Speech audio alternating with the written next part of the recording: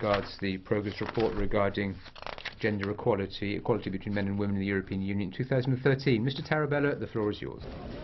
Merci, Monsieur le Président.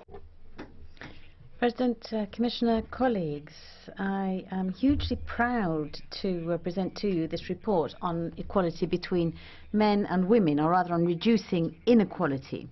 This report is the outcome of lengthy work and very intense cooperation with the shadows, Gabriel for the EPE, Mrs. Baricke-Vandiger, and Mrs. de Noval for GUE, Mrs. Lunacek, Mr. URTASUN for the Greens, Mrs. Aiuto for the EFDD, and Mrs. von Storch for ECR. It's thanks to their work that we have such an effective, concise and structured report based on a very straightforward idea.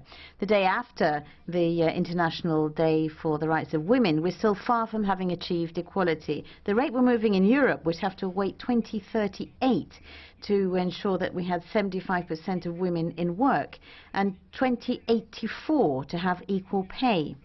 But the good news is that parity in national parliaments, European institutions and boards of European companies should be something we can achieve in 20 years' time.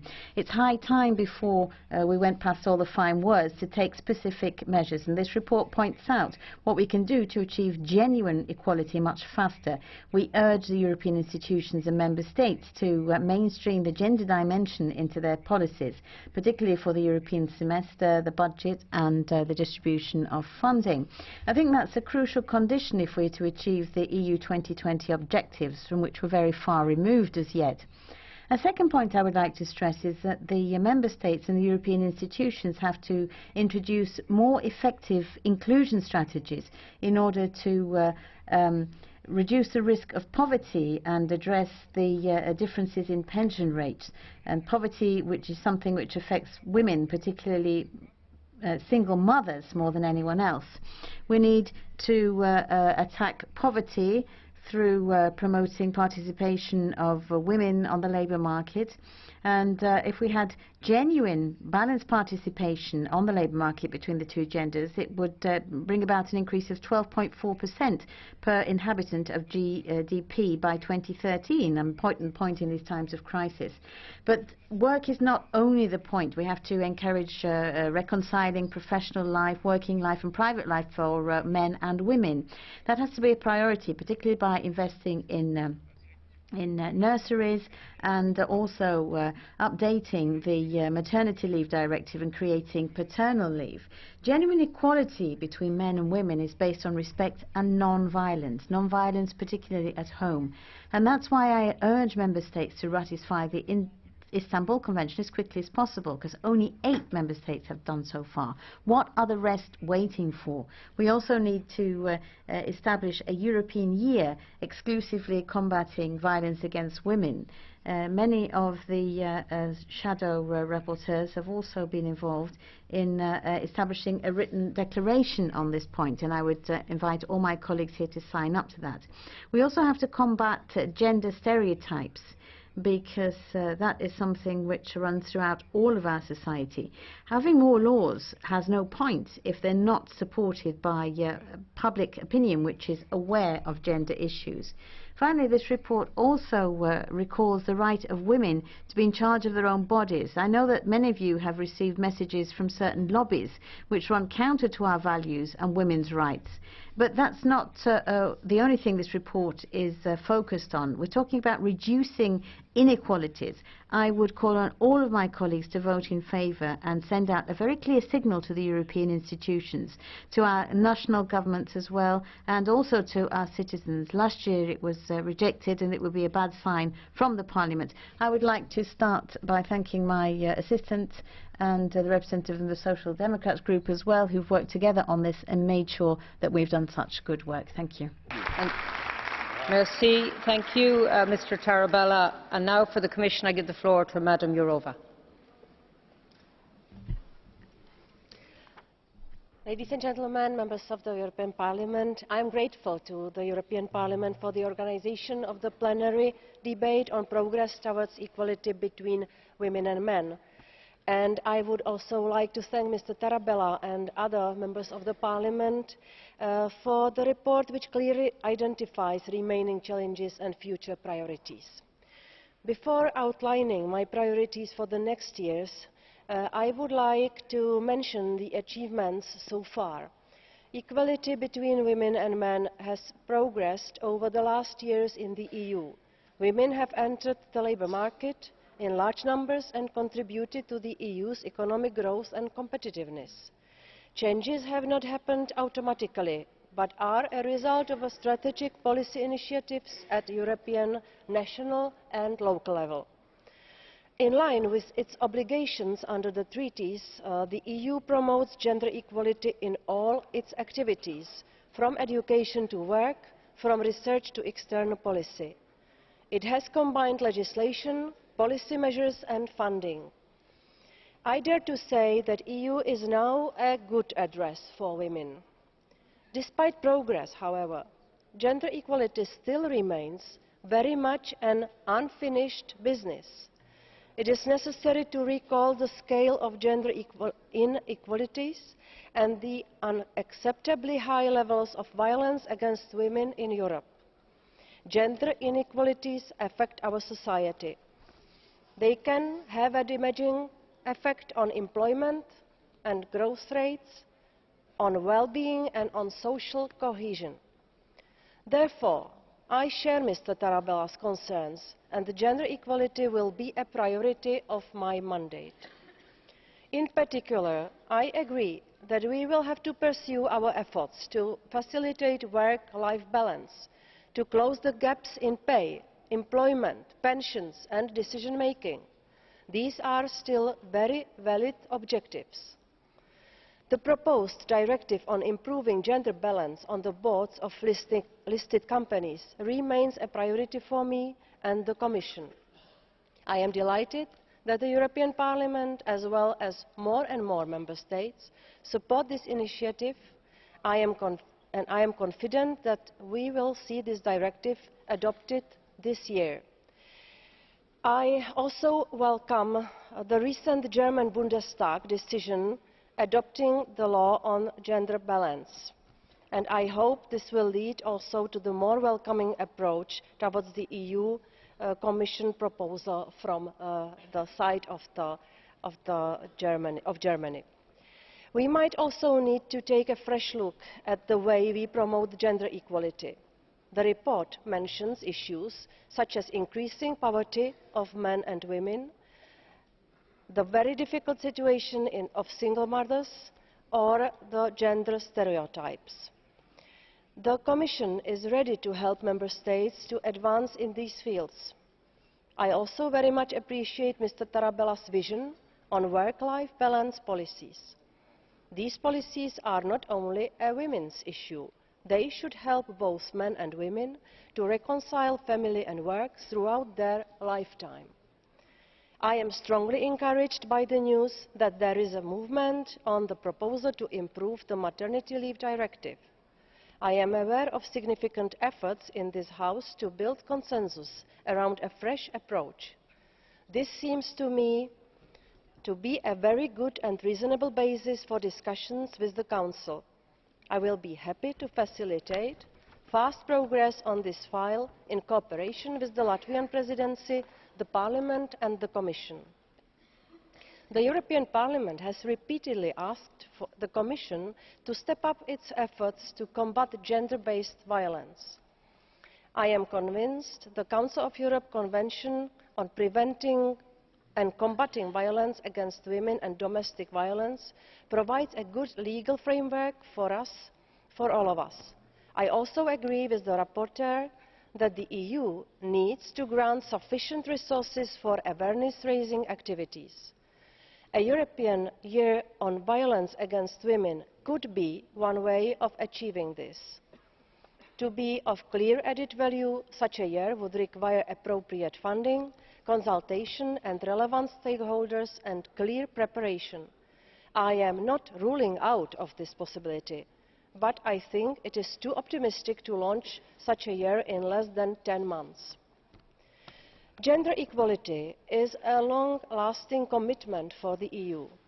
The results of a recent Eurobarometer show that nearly all Europeans agree that equality between women and men is a fundamental right, and a large majority of citizens believe that tackling inequality between women and men should be a priority for the EU. Thank you very much. Thank you, Madam Commissioner. I now give the floor to the first of our speakers from the group for 2 minutes. Madam Gabriel, please. Merci, Madame la Présidente. Madame... Thank you, Madam President. Commissioner, ladies and gentlemen, I'd like to start by thanking our colleague Marc TARABELLA for the excellent work he's done as rapporteur, both in terms of form and in terms of substance. We think it's important that this report gives us the opportunity once a year to take stock of what's been achieved, but also what remains to be achieved. My hope is that in the near future, everybody in this institution will be able to support this excellent report. As far as 2013 is concerned, progress has been made in the following areas. We've seen that legislative pressure works. We've seen that the Women on Board proposal for a directive has moved forward. Since this proposal has been on the table, we've seen the number of women in supervisory boards increasing.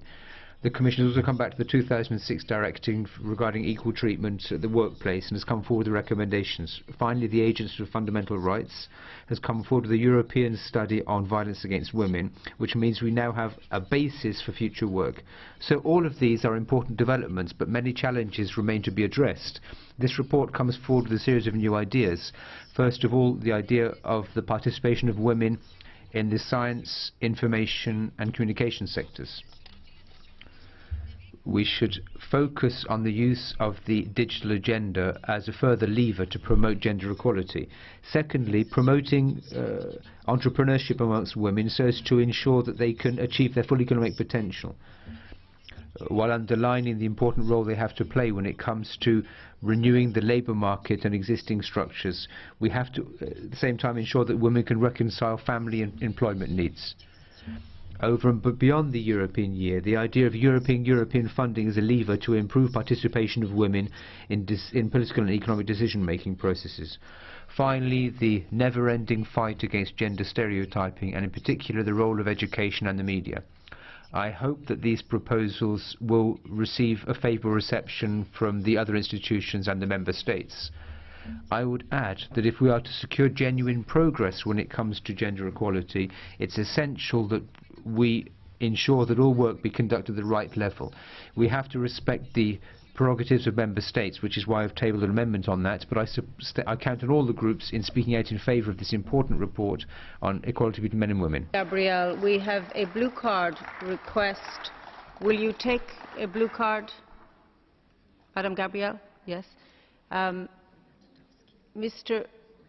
UJAZDOWSKI, please. You have 30 seconds to raise your question. Thank you.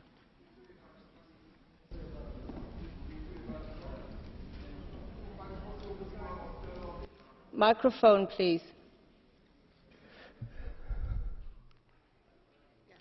Okay. Pani poseł mówi... You mentioned stereotypes and the need to fight stereotypes.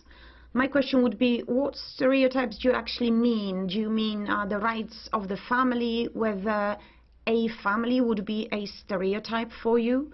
And what tools would you offer to fight with such stereotypes? I'm asking this with certain worry, because whenever I hear words like this, general words like this, I'm afraid that certain rights of families would be in danger. Thank you. Thank you, Madam Gabriel. 30 seconds, please.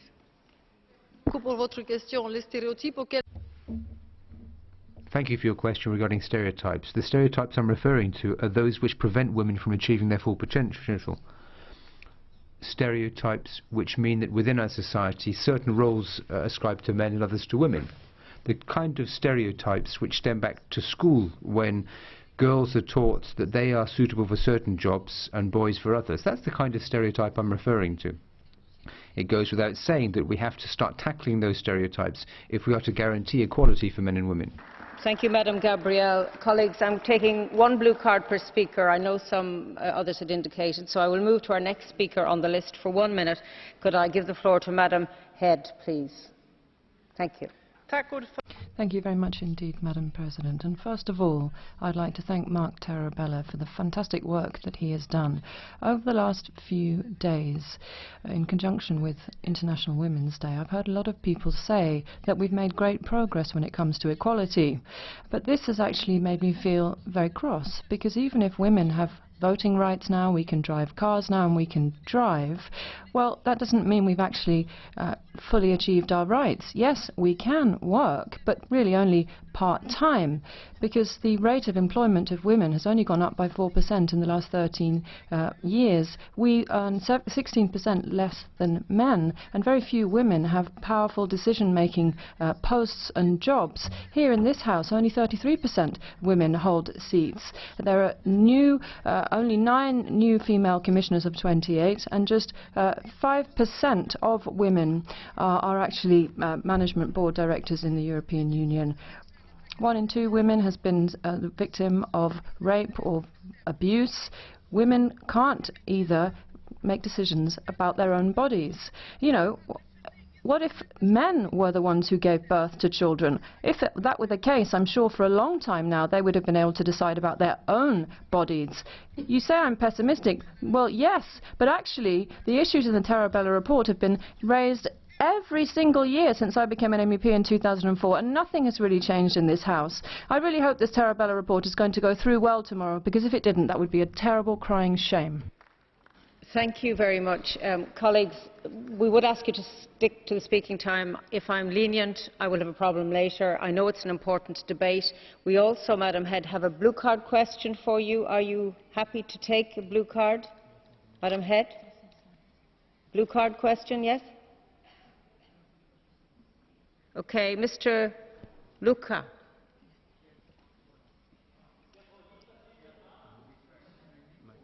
Mikro.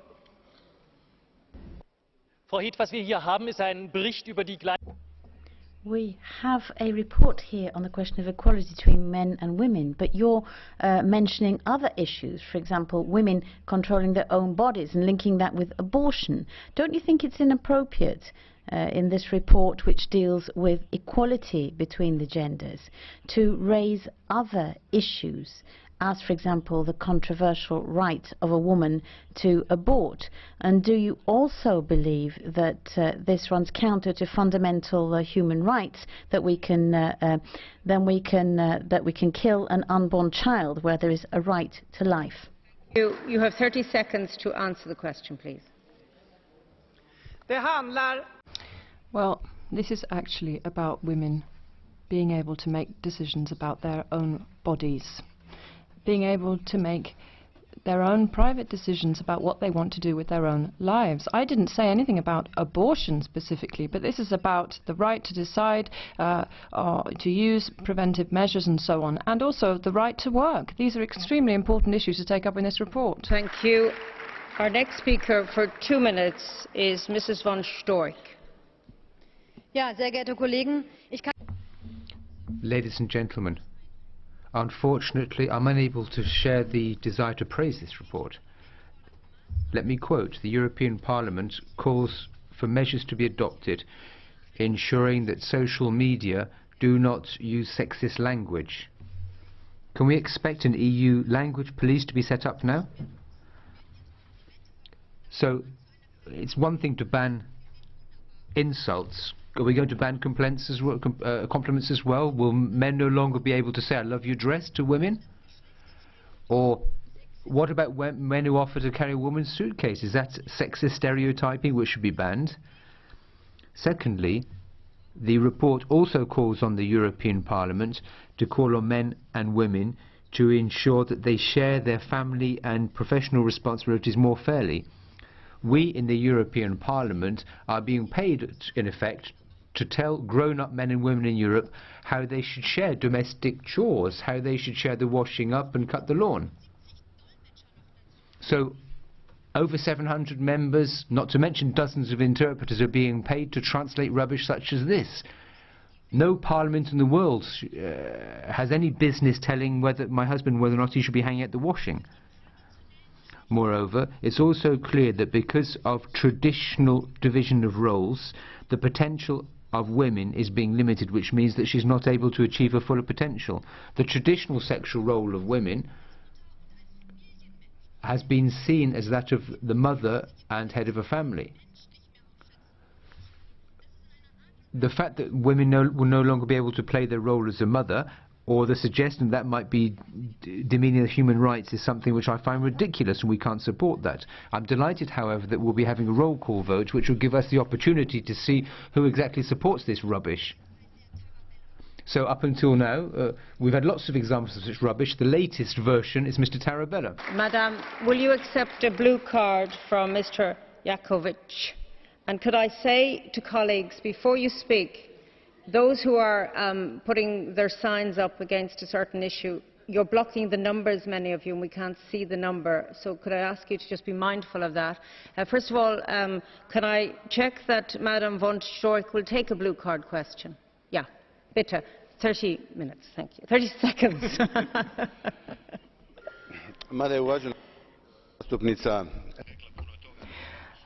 Although we were able to actually hear quite a lot of things in her speech, I have one particular question for Mrs. von Storch. Do you really think that we need sexist incidents on the internet? Do you really think that such things shouldn't be rectified? I simply do not understand your position.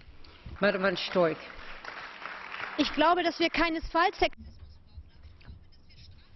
I don't think we simply need to describe sexism, but what we do need is criminal descriptions of the kind of acts which should be covered. In Germany, for example, insults are criminalized, but the use of stereotypes, which might be stupid, isn't something which should be subject to criminal proceedings. That's not the role of the state.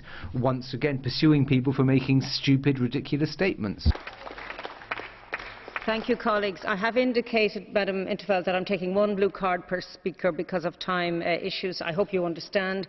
I'll now give the floor for 2 minutes to our next speaker on the list, Madam BILBAO BARANDICA. Gracias, President. Thank you, President. Thank you, Mark, for your work, conviction and enthusiasm. Skerik Askov, for your report. Thank you for showing that you know that being different doesn't mean being unequal. Europe can't wait 2038 to see 75% of women working, or until 2084 to have equal pay, nor 2034 to have just as many women as men on the boards of our major companies. With a bit of luck, in 2054, housework will be shared out 50-50. But in the meantime, 1 in every 4 women is being abused. We're losing competitiveness because our economy is losing the talents of millions of women. We're losing the capacity to innovate and to finance our social protection systems because precarious work slows down birth rates and brings about an aging population. Democracy is suffering because inequality undermines the most broadly ranging fundamental right in Europe. Justice also suffers because inequality is a source of violence against women, and all the deficits described in this report, and this is reflected on a daily basis. That's why I support this report, and I encourage the EIGE to collect official data for the whole of Europe so that we can better assess. And I would also suggest that we look at the work and what women put into the economy. We will see that equality is investment, and I would also stress that we should defend the right to have access to sexual health and reproductive health. It's not a campaign in favour of abortion. It's one of the post-2015 United Nations objectives for intelligent sustainable growth. And we should encourage our governments to bring about education without stereotypes and against gender violence. We should be concerned that Lithuania, Estonia, Hungary and Poland see domestic violence as being a private business, and we should also be worried about the chanting of football fans about one of their scorers who has been accused of abuse. This is happening in Europe, and it shows how much we still have to do. Blue card from Mrs. Atkinson. Blue card? Madam Atkinson, 30 seconds, please. Do you know what? I listen to so much rubbish in this place, but actually coming from the mouths of women in here, we are equal. In my country, we have equality for the past 40 years. In UKIP, we don't need gender quotas because 25% of our cohort here are actually one member, one vote, and that's more than any of you in these parties here. And you will not impose gender quotas on British companies. We're getting there without it. We absolutely refuse this, and this will not happen on UKIP's watch. Thank you. Do you wish to take that? I'm not sure of the question, but thank you. En primer lugar, le pediría. First and foremost, I would ask that you respected what the rest of the members in the Parliament have to say when they take the floor here. I do not share your view, but I would never say that what you say is rubbish.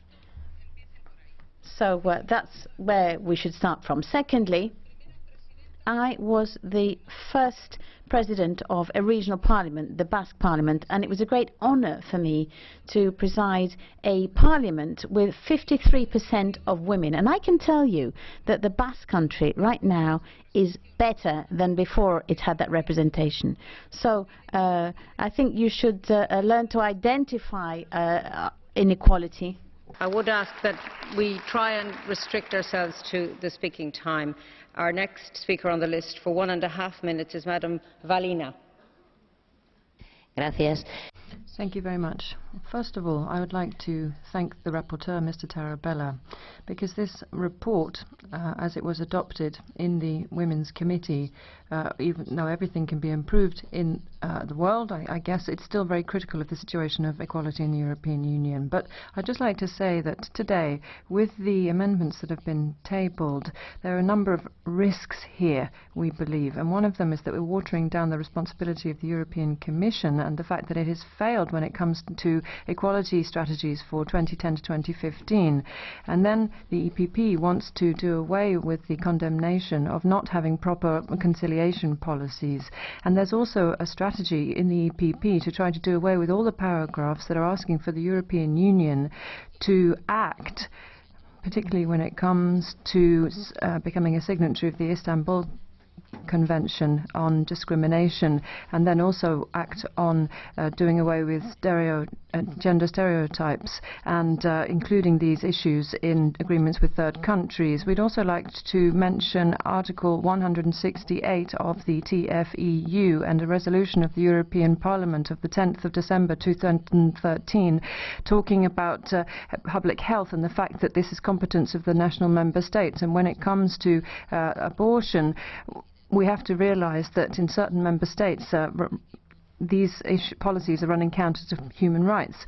Then we have to make sure that there is easy access to conception and abortion, and if not, women wouldn't be able to decide on their own, and that right is actually part of EU fundamental rights, particularly rights to health and sexual and reproductive rights. Sexual and reproductive health rights, maternity leave and paternity leave and reconciliation of family and work life, equality policies and prevention policies, all of these things have to be actually part of education, and we have to make most of the moment that we're going through at the moment to change the rules of the game and to make sure that everybody is on board. And we should also do more to do away with the old-fashioned idea and all of the prejudices that exist there, and we've got to start actually playing on a level playing field and playing the game of equality. Thank you very much. Our next speaker for 2.5 minutes is Mr. URTASUN. Sí, muchas gracias. Thank you. The work on the next strategy post-2015 is of paramount importance. The situation is far from acceptable. We find ourselves in a very serious situation, characterized by growing inequality between men and women in the fields of labour and elsewhere. It is being mirrored by growing inequality in many other fields of society. We have to stress that the scaling back of public services is primarily affecting women. They are being cut to the quick. The whole question of reproductive rights and the way that's being tackled in certain member states means that we're moving back towards a patriarchal situation which we hope belonged to the past. It's important that we adopt a coherent approach in trying to reverse this.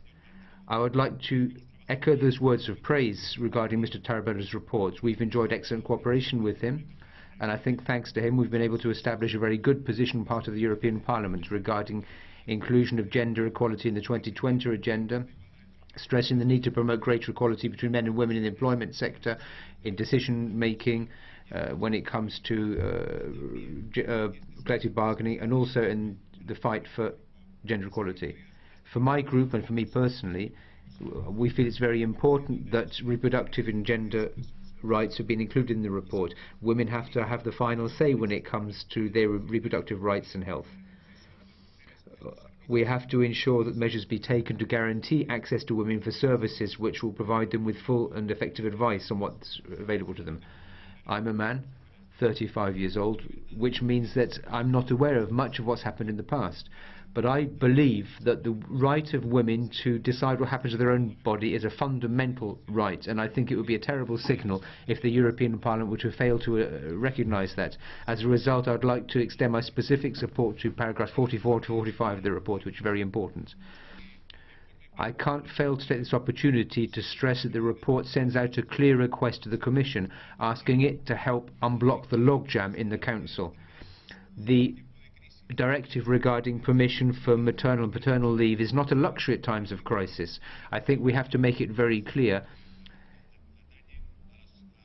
as is the case for the directive regarding quotas in major companies. Just to wind up, I'd like to reiterate the importance of the reference to the need for us to include the gender dimension in European legislation, and I'd like to congratulate once again the rapporteur, Mr. Tarabella, for his excellent work. Thank you. Thank you. Our next speaker for 1.5 minutes is Mrs. Bours. Thank you, thank you. As usual, we have another lengthy report calling for the EU to do absolutely everything under the sun. These numerous EU initiatives and campaigns haven't done one thing to help gender equality. But of course it is great PR, isn't it? MEPs calling for gender equality, to stop violence against women and demand tougher legislation on discrimination. No one would or could argue with that. But the reality is that none of us here have the power to initiate anything. So what about the report in front of us? You call for positive discrimination in respect of listed companies. This is demeaning to women. We are perfectly capable of competing for positions of responsibility in business. We don't need the EU making us look inferior or weaker. And then you state you want gender clauses for public procurement contracts. Classic EU bureaucracy. If I want a job doing, I want it doing well. I want the best company with the best plan for the best price, irrespective of how many men and women work in that company. Once again, the FEM Committee and the EU justifying its own existence with reports that are nothing more than pie in the sky, offering no practical help to women whatsoever. Thank you. Could I ask if you will take a blue card, please? Oh. But it was a blue card raised by Madam Jaakonsaari, but she's not prepared to take it, so we'll move to our next speaker on the list for 1.5 minutes, Mr. Mayer. Ja, danke schön, Frau Präsidentin. Thank you very much indeed, Madam President. Now, maybe if we could haul in our emotions, it would be a very good job, because I think this is an important point. Equal treatment between men and women and equality is an important issue, and that must be everyone's business. But how we want to achieve this, and as important the discussion is here, we see major differences therein. This report is full of ideological stupidity, and really we have the laws in our states for equality, but they need to be experienced in practice as well. So the style of this report these changes, and despite the report, these changes in society can only come about if we do it without forcing it through and without quotas. It's only with incentives and on a gradual basis that we can bring this about. And the point I've been making for years, and I always make, is that it's important to have equal pay for men and women. Equal pay for equal work is one of the major laws which we have to be aiming towards. In Austria, in a socialist government, we've seen that they haven't actually managed to achieve this for years. But we've seen from experience as well that you can't simply sweep away this type of inequality through laws. Positive discrimination, of course, always means that there's negative discrimination on the other hand, and that's something that we can't accept. Our next speaker for 2 minutes, Madame Le Grip. Merci, Madame. Thank you very much indeed, Madam President. Yesterday, on the 8th of March, we celebrated the International Women's Day, and today we're having a debate here about the report. This is what we do every year. It's an annual ritual in the European Parliament, looking at gender equality and progress made in 2013.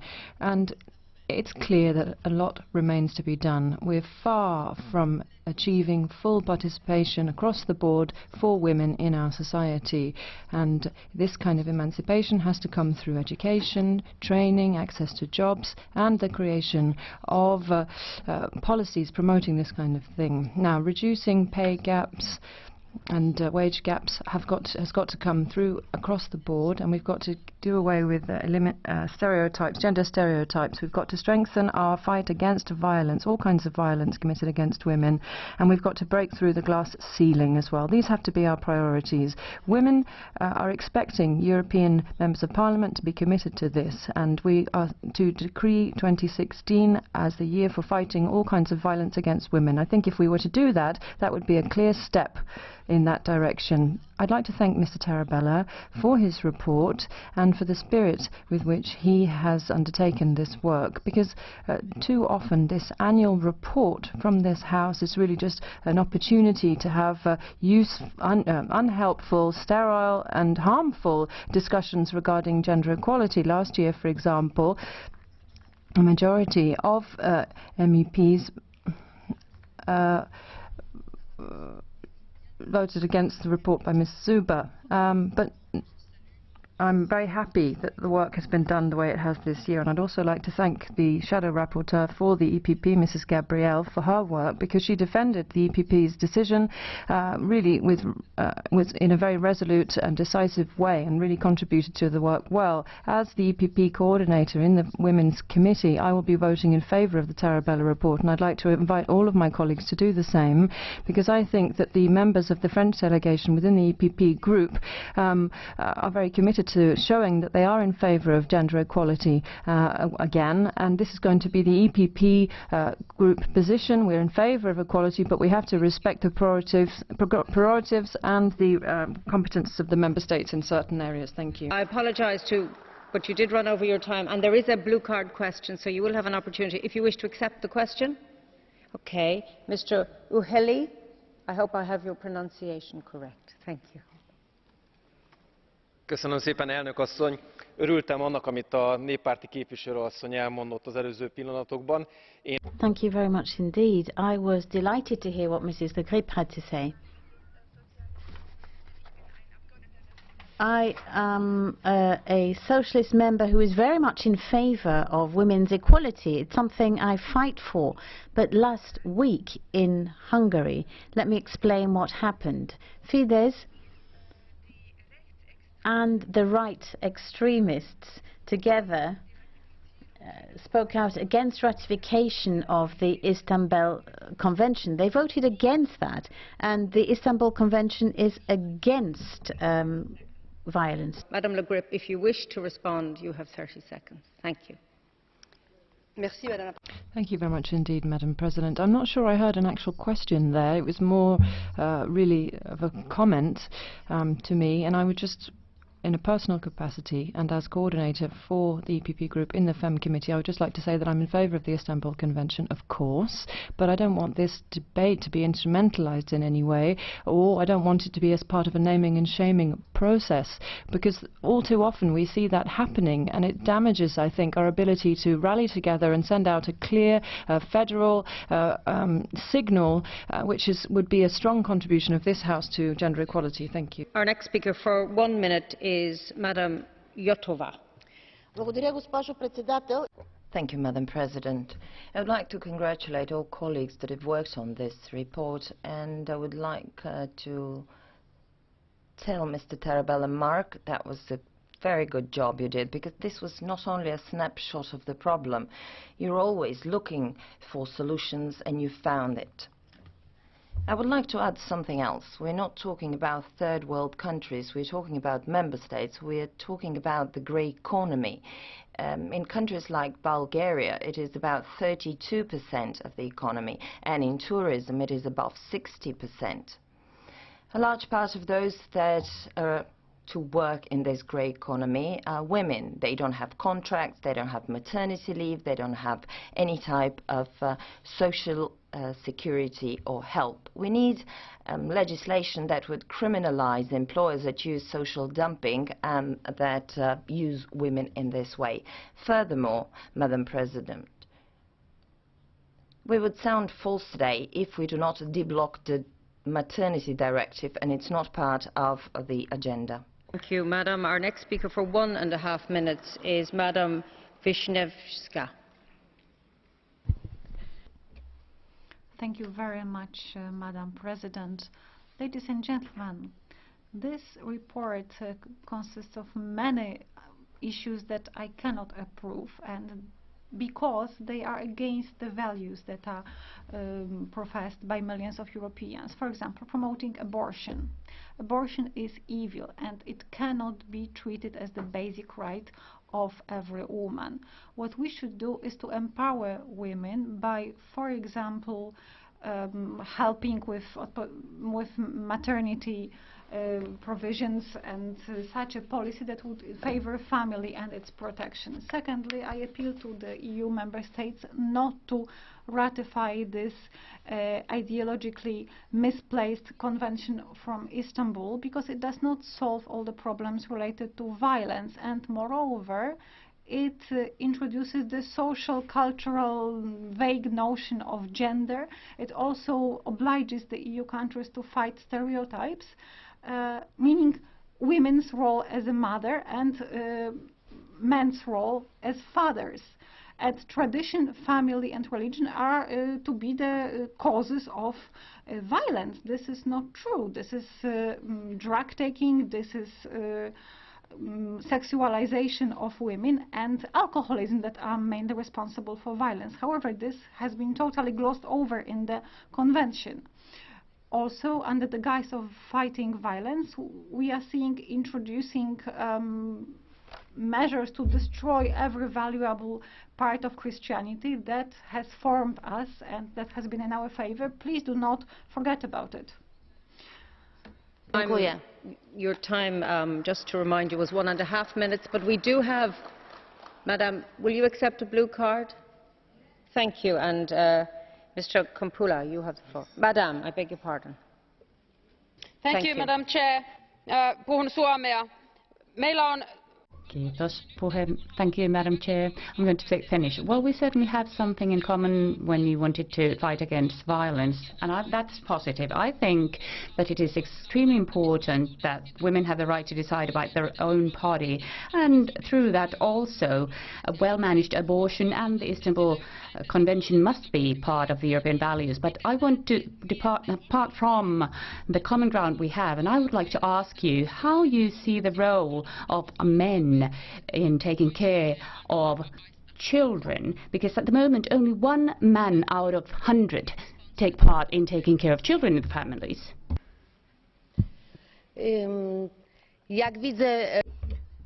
How do I perceive the role of men?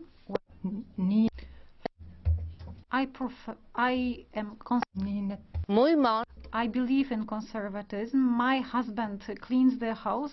My husband also cooks, and we have no problem and no trouble with that. We divide the tasks between ourselves. Whoever has the time to do whatever thing that should be done does it? I think that you do not read the convention properly, and you are just full of stereotypes. If you think that religion, culture, tradition and family are the causes of violence, I think this is a very distorted view of reality. Our next speaker for 1.5 minutes is Madam Becerra. Gracias, señora presidenta. Thank you, Madam President. Thank you too to Mr. Tarabella for having so worked hard to achieve consensus and agreement on this very comprehensive, difficult task.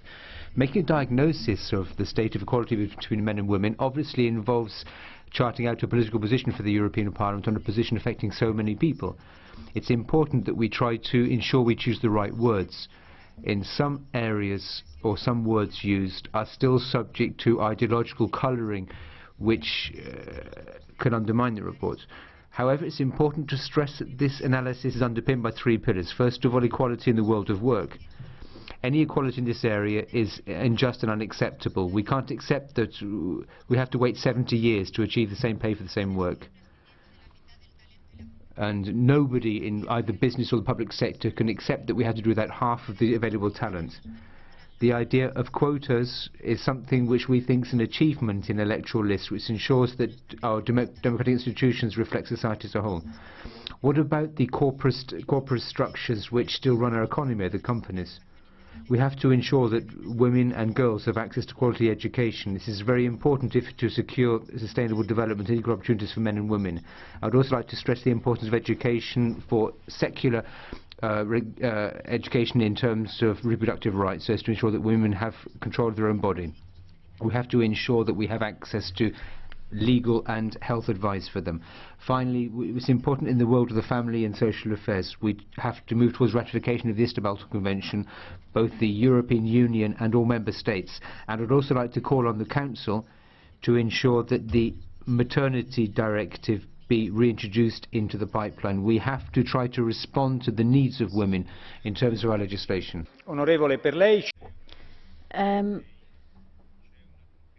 We have a blue card. Will you accept it? Madam? Mrs. Becerra? Blue card? Will you accept it? Excellent. Mrs. Wisniewska. Thank you so much. My question would be, how would you understand and define social and cultural aspects of gender, the so-called gender, and also do you think that early sexualization of small children is the right choice? And how would you define the sources of violence against women?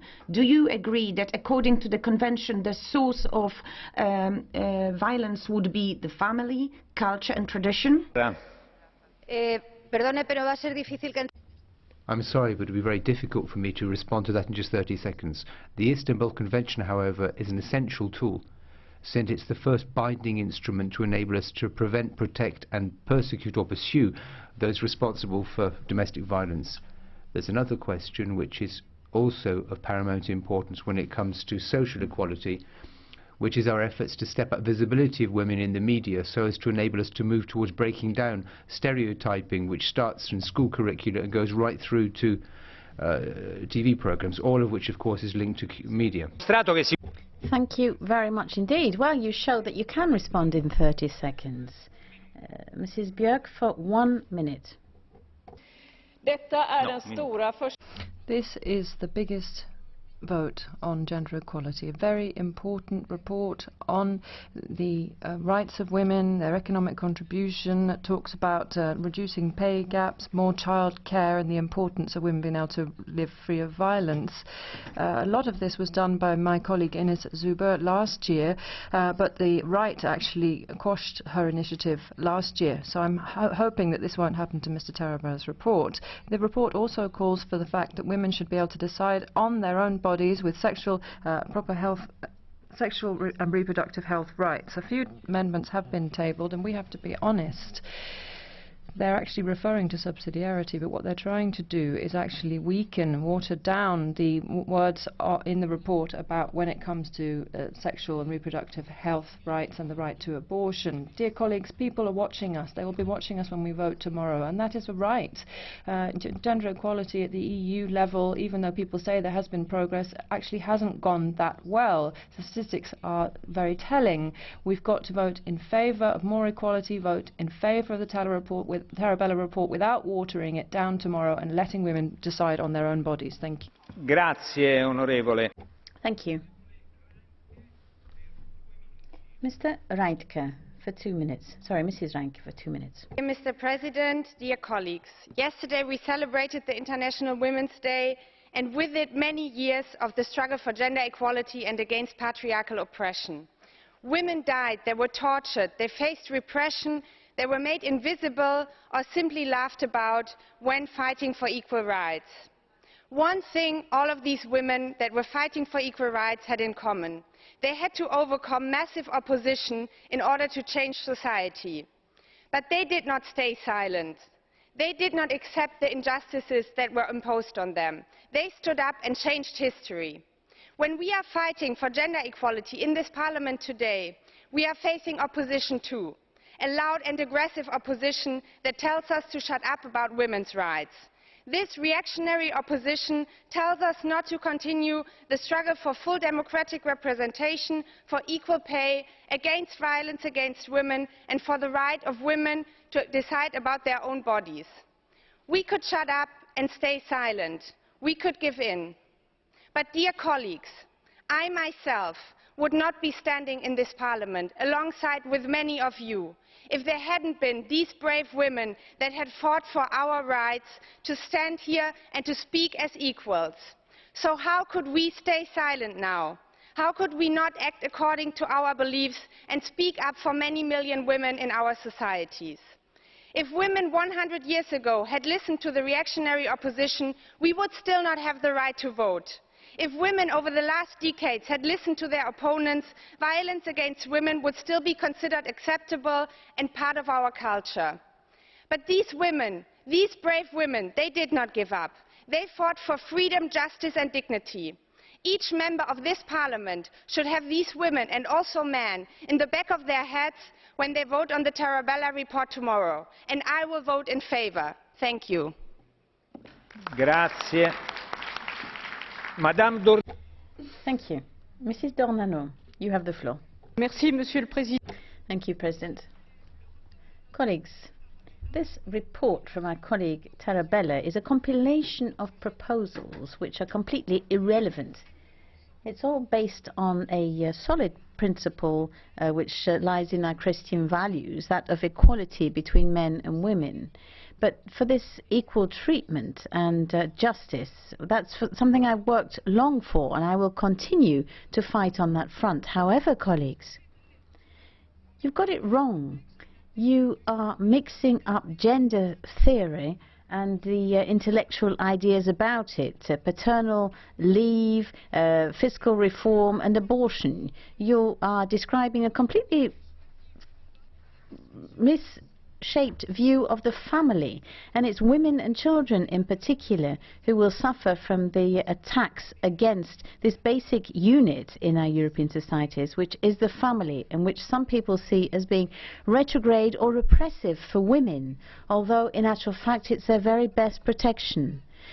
On the contrary, there isn't one single word here about structural change, which is coming about right now, which threatens equality between men and women in Europe.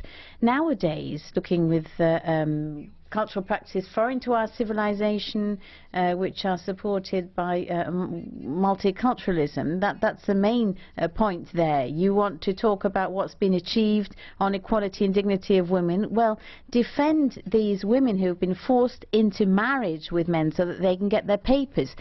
Protect women who are real mobile prisoners in their burqas. help those women young women who've been forced to become prostitutes and are pushed by pimps and networks, and where there has been judicial laxism which has allowed this to happen, plus the lack of borders. You're clearly more interested in ideology than with the equal treatment of women in Europe. Mrs. D'ORNANO, there's a blue card for you. Would you accept it? Onorevole Interveld. Mrs. Interveld. Thank you, Chair. I would just like to understand, because I hear your argument a lot. You're speaking of attacks on the family and attacks on things that you care about, but I fail to understand how giving more freedom, more choice, equal treatment to others could possibly attack anything in your life. Isn't it that by giving freedom to more women, you too have more freedom? Prego, onorevole. Mrs. D'ORNANO. Je voudrais... Well, yes. Of course I want women to have more freedom, but the right kind of freedom. In other words, the freedom to be a mother or a father and have a family. Not what you're looking for right now. In other words, to ensure that society is totally splintered, exploded. That's what you're proposing. It's not in line with our own values, our Christian values. È stato deciso da... Thank you. Well, the President before me decided that there would only be one blue card per speaker because we've been seeing so many. I do apologize. Mrs. Matera now for 2 minutes. Thank you, President. I would like to start by extending my compliments to Mr. Tarabella and all the shadow rapporteurs, in particular Ms. Gabriel, for having drafted a text which can be shared by so many people, addressing the question of gender equality in a fair and balanced way. I would also like to underline the fact that the European Parliament has shown great wisdom and long-term vision in the past by leading European thinking on this. The fact that female unemployment continues to grow, and the fact that women find it so difficult even today to reconcile working and family lives. The fact that so many women are being killed by their partners. And the fact that we'll have to wait another 70 years to achieve equal pay for equal work, equality between men and women. All of this means that we haven't yet managed to make a difference. So perhaps we could satisfy ourselves with an illusion of equality based on political speeches, but that doesn't enable us to avoid the truth in Mr. Tarabella's report, which reminds us of battles we've lost in the past, but also reiterates to public opinion and the European institutions exactly what measures have to be taken in practical terms so as to ensure that we can guarantee women that they have the possibility of playing a leading role which they deserve in our society. I would like to commend this report to all members. I would also like to remind you that the political background, the political opinions of some groups should be disregarded for this report. I don't think that any of the points made undermine the quality of this report, which I think focuses on the inclusion of women and the important contribution they can make to the economy of Europe, the fact that they can help dynamize our economy. So I'd like to appeal to all members to leave their prejudices outside the chamber during the vote. I think all of us should pull together to enable us to do away with these cultural and gender stereotypes. Thank you. Mrs. Honeyball, 1 minute.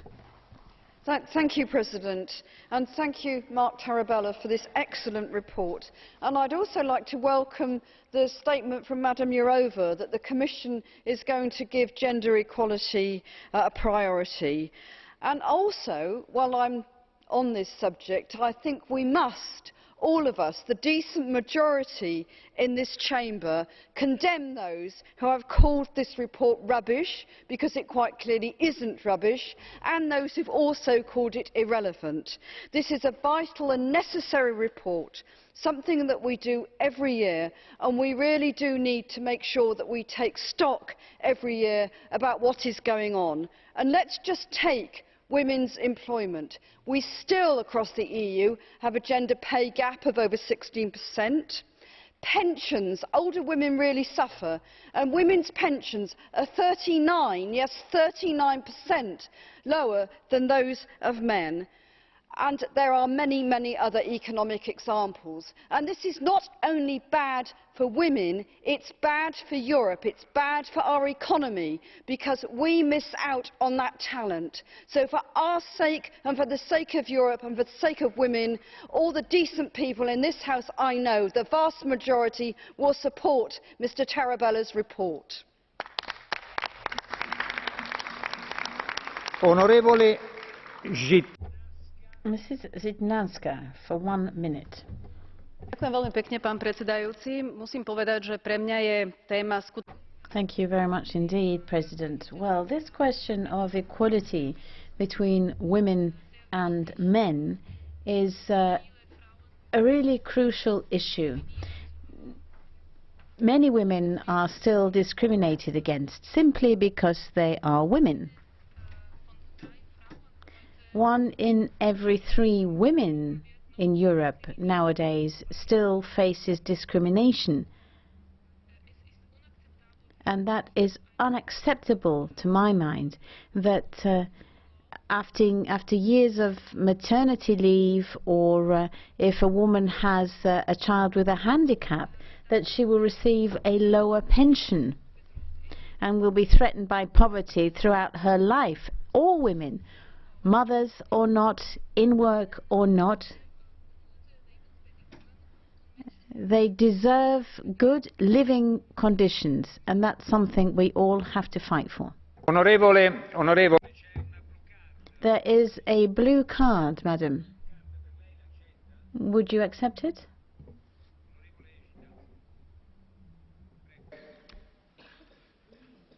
Come si chiama? Dziękuję bardzo, panie przewodniczący. Thank you so much, President. Dear Madam, you mentioned that women might earn more or have lower pensions. Indeed, it's true.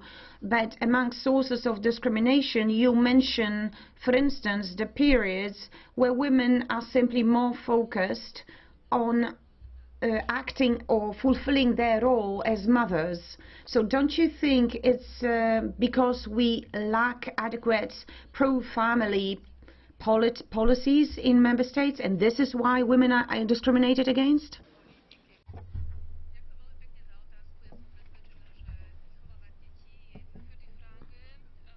Thank you very much indeed for that question.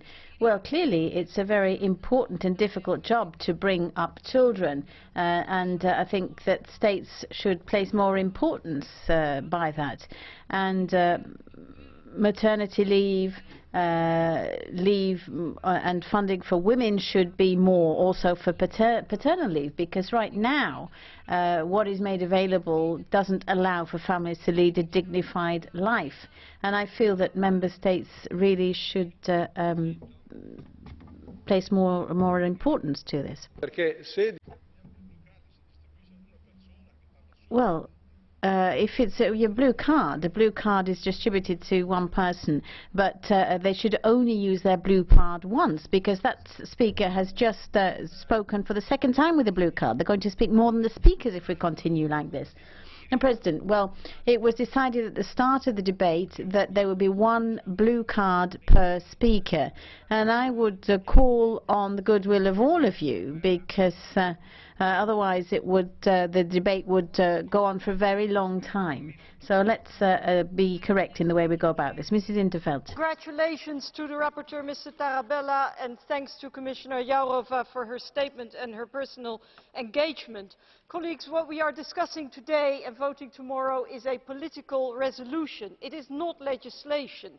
But it makes it even more important, and I think the debate we're having today underlines that. Now, I may not agree with every single paragraph in the resolution, but I do think it is extremely important that this Parliament sends a signal tomorrow, a signal to women. What kind of Europe will we be shaping in the next 5 years? Is it the kind of Europe that people on that side of the House want? Going back to the past, putting women back in a virtual burqa? Or is it a Europe that guarantees women freedom? The freedom to choose and decide, even over their own bodies. Freedom from violence, equality, equal rights, equal opportunities and equal pay. Colleagues, tomorrow we will choose. And again, we may not like every sentence in the resolution, but I will vote wholeheartedly for the report and for women tomorrow. Thank you. Onorevole Zuber per... Mrs. Zuber, 1 minute. Thank you very much. Marc TARABELLA, I think, comes up with a good diagnosis when it comes to women's rights. We don't agree on all of the points, particularly when it comes to the European semester, which doesn't respect the social objectives. And here we're confusing things, I think.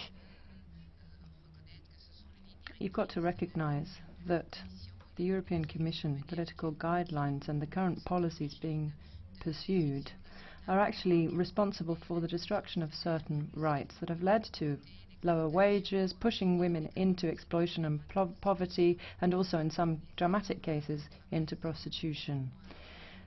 Now, work today is not subject to the same regulation, work is more intense and so on, but this is actually the European Commission. The European Commission says that it wants to defend women's rights, but it very easily has put to one side the revision of the maternity directive, which is about improving equality between men and women. So I would really urge you to adopt the amendments that have been tabled on this report. Thank you. Per un minuto. Thank you very much indeed. Mrs. Lunacek, 1 minute. Thank you, Mr. Tarabella, for this good report, and also thank you to Commissioner Jourová for your encouraging word, for your commitment to the issue of equality. Now, gender pay gap, glass ceiling, informal, effective quota for men, violence against women, gender stereotypes, lack of self-determination and freedom of choice for women, lack of economic independence, all these and many other things we feminists have been struggling against for decades already. And yes, some things have improved, but it's not good yet. That's why we need reports like that. And I hope there will be a good vote tomorrow. But let me tell all of you there on the other side of the House, equality includes sexual and reproductive health and rights. And it's not a new term invented by anybody here. It's United Nations language. 20 years ago in Beijing, 21 years ago in Cairo. And yes, it includes the right of women to have access to safe abortion. Because if it's not safe, women risk to die. And no woman does an abortion easily. It would be better to have contraceptives, but that's why we need also more education about contraceptives for boys and for girls, and also what this report is about that as well. So I wish a happy Women's Day to all supporters of this report. Thank you. Grazie. Onorevole. Thank you. Sylvie GODDYN for 1.5 minutes. Monsieur le Président, chers collègues. Thank you, President. Ladies and gentlemen, once again, as has been said, hell is paved with the best intentions. As we've seen here, the idea of promoting women's rights has been subverted for ideological reasons. I say ideological because Mr. Tarabella seems to forget that men and women have fundamentally different characteristics, which means we're complementary. It's also economically subversive because the idea of providing ever more opportunities in the work market is simply an undesigned attempt to push down salaries. The real violence which women are subjected to is the fact that their otherness is denied, the fact that they're expected to sign up to the idea of non-transferable paternity leave. Obviously, as time goes by, the paternal and maternal leave will have to be exactly the same length for the same reasons of equality. The fact is, however, that babies need their mothers, so violence would be to send the baby's mother out to an underpaid job. So the Commission has confirmed this with its programme Violence Without Borders. massive arrivals of populations with different cultural backgrounds has further exacerbated the suffering of women. Suffice to say, the examples of genetic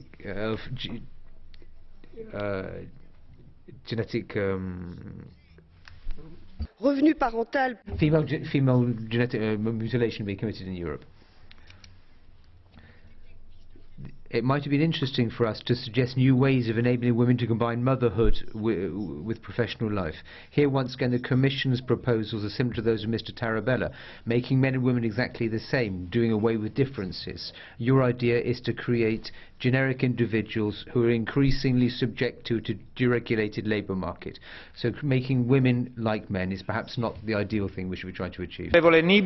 Thank you very much indeed. Mrs. Niebler for 2 minutes. Thank you, President. Commissioner, colleagues, I think it's great that here in the European Parliament we discuss equality between men and women on an annual basis. What's been achieved over the last few years, in other words, what progress has been made in our individual member states. I think it's great that we discuss all of this. And I would say this to the right populists here. Of course, yes, we have still problems with this, endless problems. Violence against women, women forced into prostitution, poverty and differences in pay between men and women. It continues to exist. And it's member states first and foremost who are called upon to provide assistance and come up with proposals. But it's also an issue which should concern us here in the European Parliament too. There is one issue I would like to pick up on. Now, why I will tomorrow in my vote in Article 45, it talks about easier access to abortion. I reject that. We've got a good report, but once again it's been used to raise this question of abortion. Abortion issues are issues for member states and not for Europe. In my country, for many years, we have been involved in this debate, and in the German Bundestag, we very carefully weighed up the right of women to take decisions over their own bodies and the protection of the unborn baby. We've had lengthy debates on this, and I think that that decision taken by the Bundestag in Germany has to be respected here in this chamber. And that's if that article goes through tomorrow, then as much as I like all of the issues, other issues included in this report, I will not be able to vote in favour of the report, and I will be followed by many of the colleagues in my group as well. It's very important for me that here in this chamber we should also speak about the protection of the unborn life. Thank you. Do you accept blue card from Mr. UJAZDOWSKI? Mr. UJAZDOWSKI, please.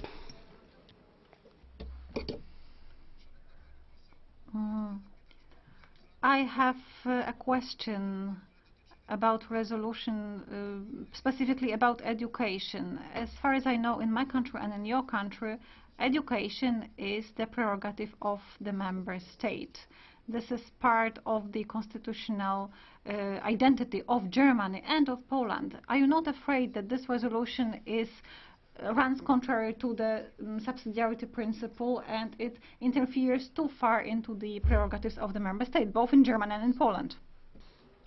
Your answer, please.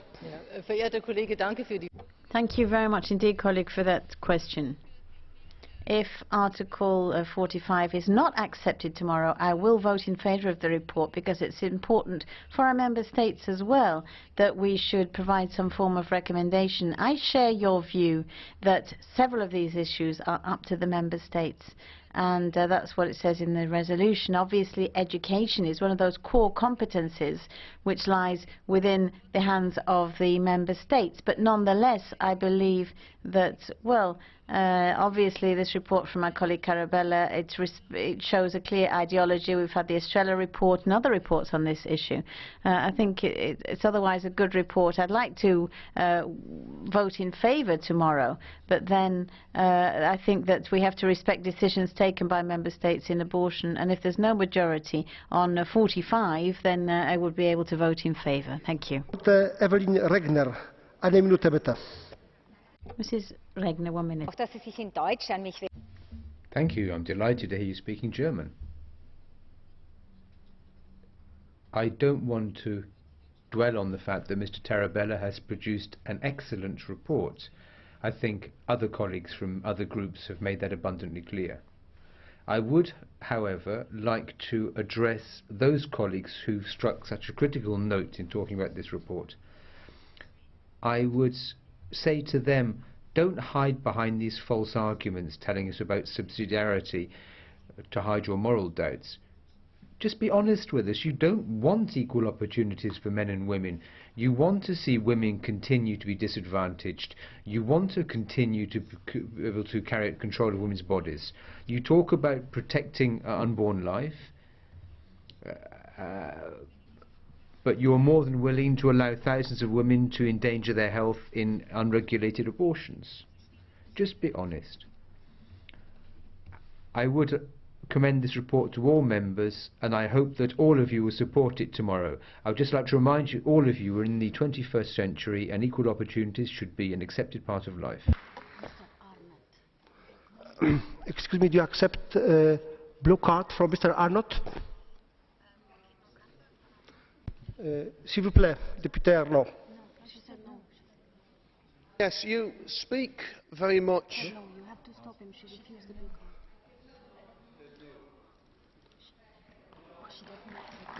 Okay.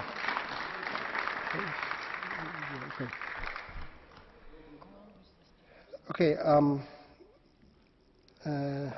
Mr. Branislav Skripek, 1 minute, please, from ECR Group. Vážený pán predsedajúci, Európska únia sa hlási k hodnotám rovnosti a dôstojnosti. Thank you, President. Well, the European Union supports the dignity of every individual, and the report should be based on that. Unfortunately, that's not the case, though. This report discusses the rights of women and mothers and the right of men and fathers. But why does it leave out the most important right? That's the right to life. I'd like to stress that very often here in the Parliament we debate issues which lie within the competence of member states. The Parliament has correctly stated that sexual health is within the competence of member states. So how is it possible that here we are trying to intervene in the competence of member states? These questions have nothing to do with upbringing and motherhood. It's absurd to have the idea of establishing these networks, and I will call on the EU institutions to respect the competence of member states and not try to move beyond them. Thank you. Dziękuję, panie pośle. Pan poseł. Thank you so much. And now Mr. Marinho Pinto of 1 minute. Obrigado, Sr. Presidente. Thank you very much indeed, President. Madam Commissioner, dear colleagues, we'll only achieve our objectives of 75% of women in the labour market in 30 years' time, and 70 years will have to pass before equal pay is a reality. 20 years will have to pass before we have parity in national parliaments and on boards of the largest European companies, and then 40 years will have to wait to have an equal distribution of household work. Now here in the Parliament we're taking decisions, moving in the right direction, but only 1/3 of members are women. So we've got to make effective decisions to bring an end to this reality. We've got to create quotas to make sure that companies are obliged to recruit a certain number of women.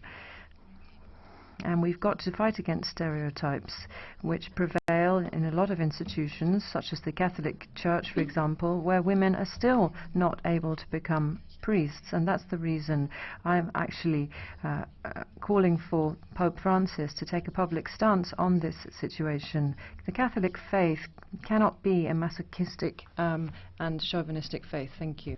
Do you accept a blue card from Mr. Arnott?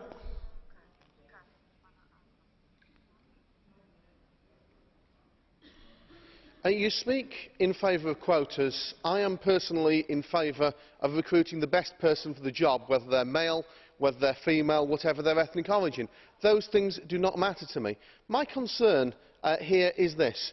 If you end up with a quota system, what happens then with the person who does not know whether they've got their job because of their gender or whether they've got their job because of a quota? Is that not the most demeaning thing of all to women?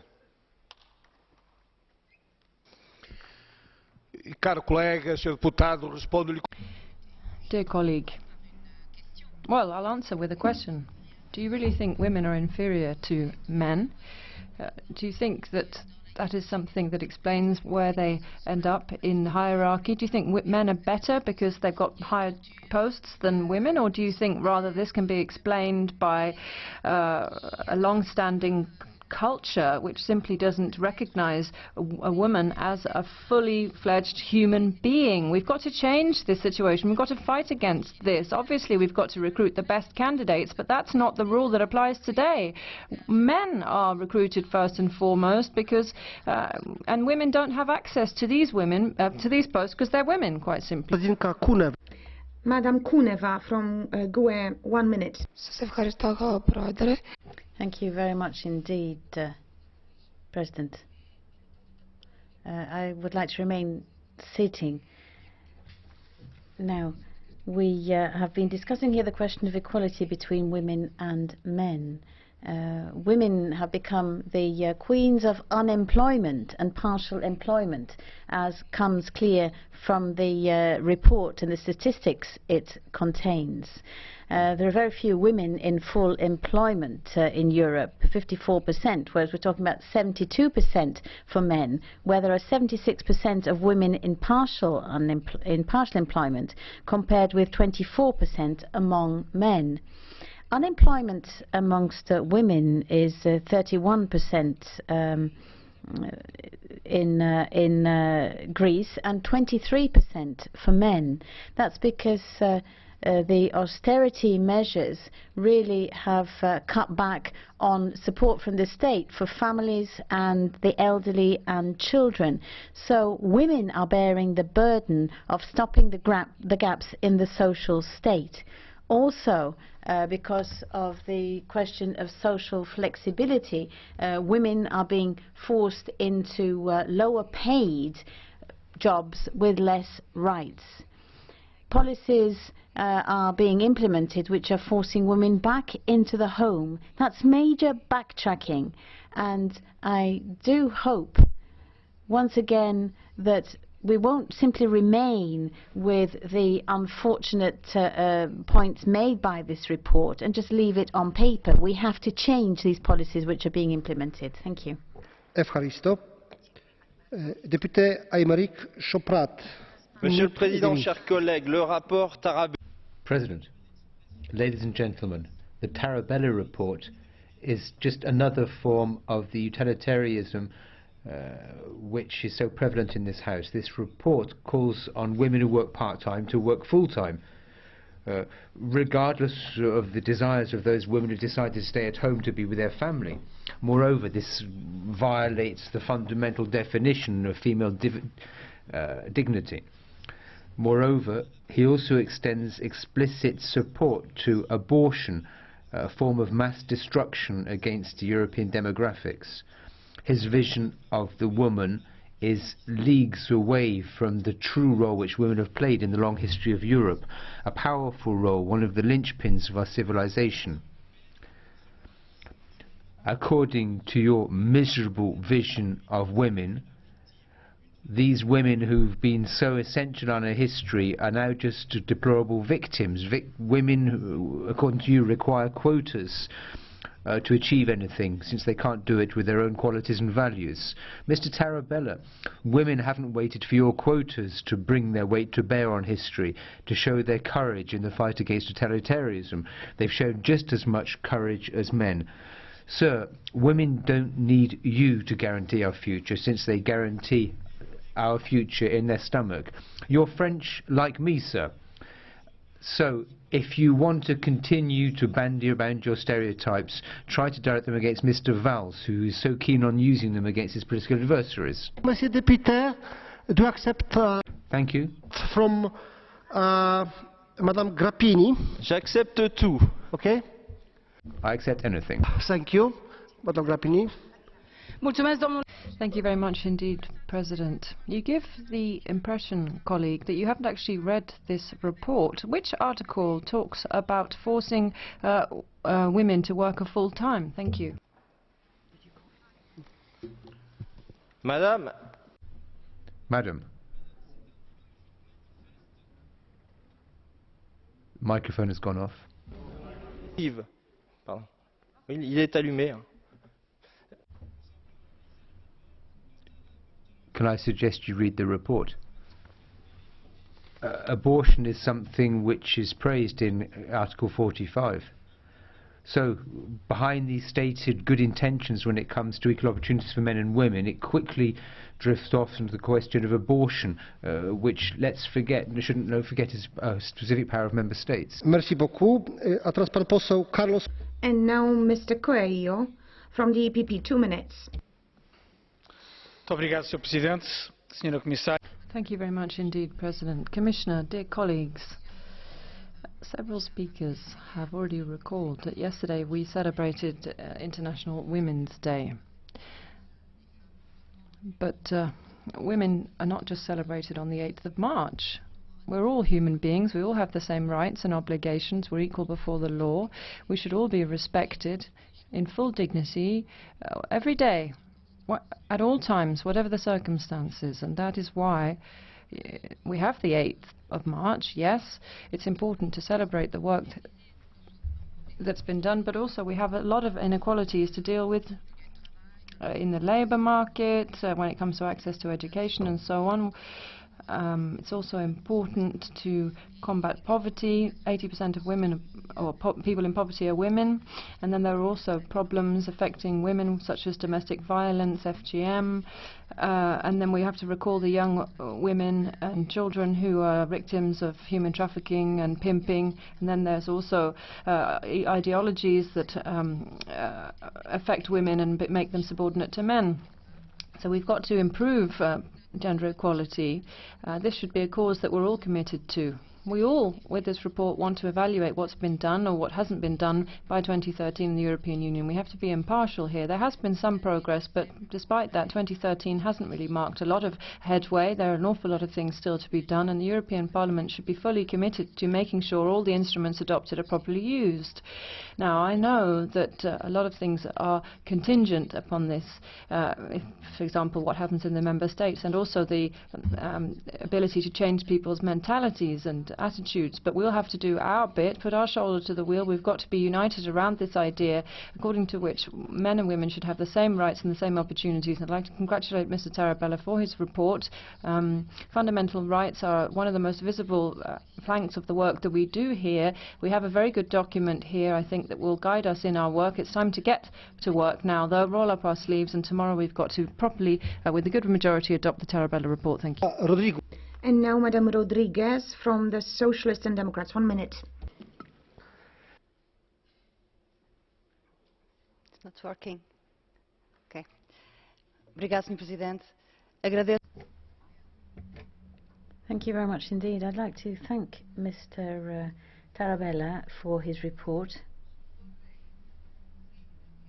But I'd like to say that whilst in Europe we are discussing gender equality, there's also a question of training for women who have no access to equal pay or training.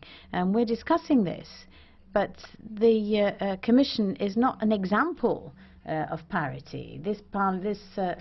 It only has a third of women representatives. We pretend to be liberal, but when it comes on to homosexual rights, then it leaves a lot to be desired. The same for women and taking control over their own bodies.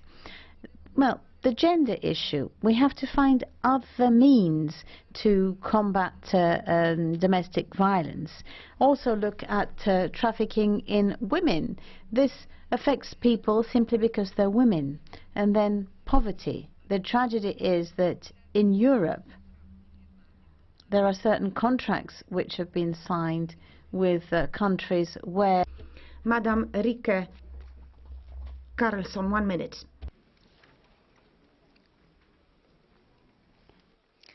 Tack. Når man læser den her betænkning, så falder det mig for brystet, at man gør nøjagtigt det, man... Thank you, President. I'm quite struck by the way in which member states are being attacked here and being accused of discrimination. What we've done so far is establish one single rule for Europe, and that's a mistake. This fails to recognize the fact that there are as many different realities as there are member states. It also fails to face up to the fact that it would be preferable to leave member states to decide whether or not to intervene in this area. The fact is, members of the European Union have a long-standing tradition when it comes to calling for equal rights for the two genders. The fact is, however, in any culture, it's people who decide. People won't change simply because legislation is adopted. I think we have to bear in mind the needs of the poorest country in Europe, where women find themselves in a precarious situation in the labour market, or where they are subject to prevalent, widely spread violence, which is fully accepted by their society. Those are the real concerns that we should be talking about. Violence against women is a real problem that we must continue to fight against, and this fight has to be taken to the whole world. Creating quotas for women, however, is little more than rhetoric, and I don't think that that will help us find any solutions to these problems. Pani Premier Amelia Yatemeki. And now, Prime Minister, actually, Madam Yatemeki. Mr. Speaker, I would like to thank Marc TARABELLA. He has done excellent work and has really raised up some important issues. Actually, I have to say that it's very unfortunate that in 2015 we still have to debate why equality has not happened, why we don't have equality. This is a discussion that we have each year. In this report, they raise up some important points. I would like to mention 3. Wage equality, we don't have that yet. But worse still, pensions between men and women are very unequal. Women cannot earn pension during their maternity leaves, and this means that women have 40% lower pensions in Europe than men. This is a clear indication that we have not reached equality yet. In Europe, 15% of women who could retire and are of a pension age cannot retire because they don't get a pension. Thank you. Dziękuję bardzo. Thank you very much. Now, Pablo Ekenika. 1 minute. Thank you very much indeed, President. This report is about half of Europe's population. This half of our population, which is more than does more than its share of the work. And this half of the population that, in addition to work and studies, has to look after other family members and do work that isn't paid for and isn't acknowledged. This is the half of the population that has lower salaries and pensions, worse and more insecure working conditions, and is exploited more and subject to much more misery than the other half of the population. This other half of the population that represents 63% of this House and 90 of the 28 Juncker commissioners. And that means that, this all basically results in the conclusions of the report. If we want to have a more equal, richer Europe, we have to do something. Otherwise, this report will just end up forgotten. We've got to improve the lot of this other half. It's time to act now. Thank you. Muchas gracias, señor diputado. Thank you. And now Mr. Josef Noji from the EPP Group. 2 minutes.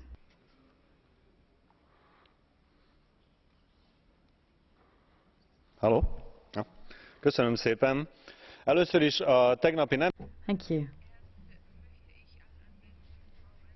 I would like to start by congratulating all the women present today on the day after the International Women's Day. And now, equality between women and men is often mixed up with striving to set men and women on totally equal footing. And here in the European Parliament, debate on equality is always an excuse to deal with other moral issues and establish your own political profile through this. We are not here today to discuss abortion or sexual and reproductive rights. Those lie in the competences of the European member states. But on the question of equality, it's clear that the time has come for the European Parliament to set a line. And for our male colleagues, there are many situations in which men also have to face stereotypes. We've heard that men can very well bring up children or act as carers, or that women are usually the better carers and babysitters. But very often we also hear of discrimination against women where they are paid less for the same work. And I think it's very important, in particular, that we should combat violence against women. Very often, violence is conducted against women by their own husband or partner. And that doesn't only happen in certain social circles. Rich, poor, it happens within all social groups. And that's why I support this report. Thank you very much. Do you Bardzo proszę, pani poseł.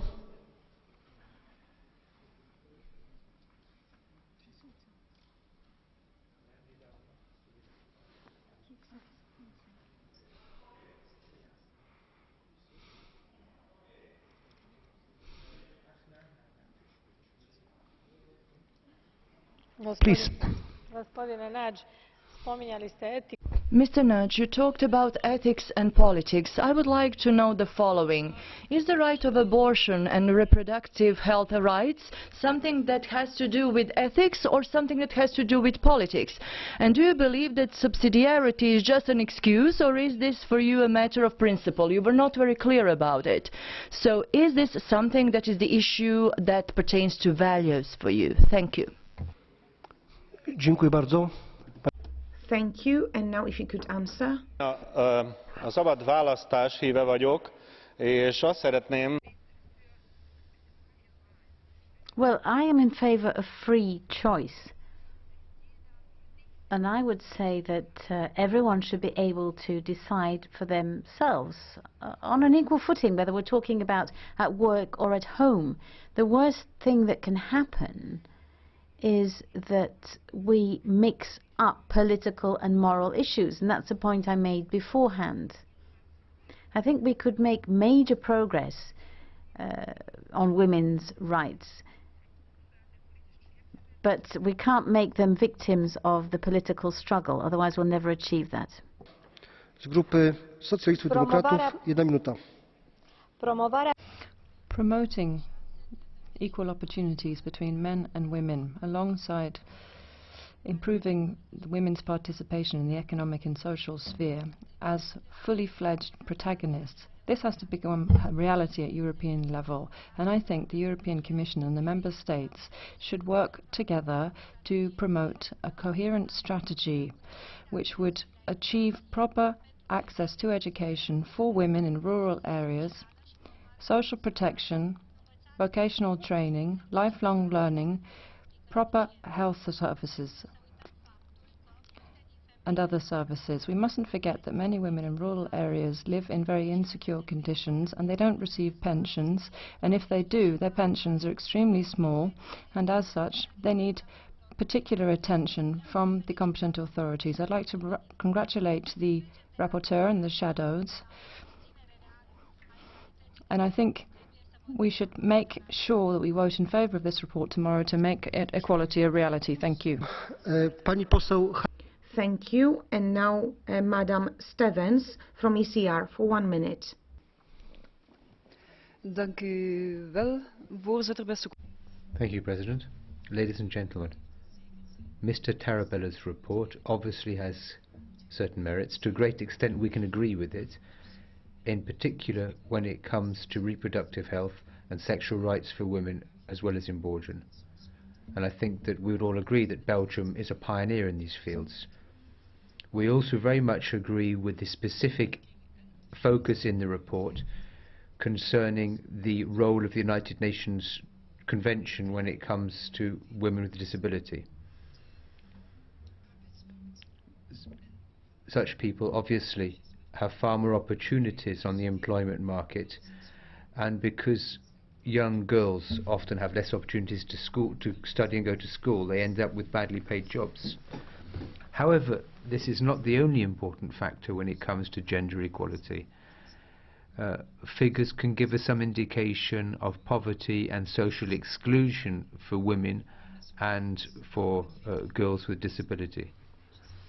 President, there are some 40 million vulnerable women and young girls in the European Union, and in the light of that figure we all have to work hard to tackle this problem at all possible levels of policy making. So, Michaela Šojdrová. Madam Šojdrová now from the EPP, 2 minutes. Děkuji, vážený pane. Thank you, Chairman. Colleagues, I am a bit sorry to hear this confrontational undertone in this debate. I think we should all have one objective in mind, which is fulfilling the aim of gender equality. Let me stay with the EU monitoring for 2013. We have clear data saying that for example, pay gap has only narrowed minimally by about 1%, that we still have huge differences in employability. It's about 5%. Any progress in increasing women in politics, number of women in politics, is not satisfactory. Only 27% of women do we have, and those 27% are a minority to decide about everybody, including women. There is no difference in the pensions. It's 39% less that women have, and that is a clear proof of how they live when they retire. And that has to change. That is bordering on certain areas where the EU is competent. I would like the European Parliament to appreciate women as mothers, and women have to be supported for being mothers. They shouldn't be penalized for it. This report contains an unacceptable recommendation for women to have the right to abort, and as others said, this has no place here. It shouldn't be here. I am afraid we may miss a chance to focus on what really contributes to improving the role of women, improving the potential, improving women's role in society by putting that in. Thank you. Dziękuję bardzo, pani poseł. A teraz? Thank you. Arena. 2 minutes, s'il vous plaît. Merci, Monsieur le Président. Tout d'abord. Thank you, President. First and foremost, I'd like to thank our colleague Tarabella for this excellent report, drawn up with other colleagues and with all the compromise which has gone into this report. A report which shows us indeed that in the 21st century we women are still victims of major inequality. And I use that term victim because that lack of equality is, when it's due to discrimination, yes, I think it's fair to say that we are victims of discrimination. Does that mean we're incapable of fighting? Well, of course it doesn't. And that's what we're doing today. We're fighting with this report.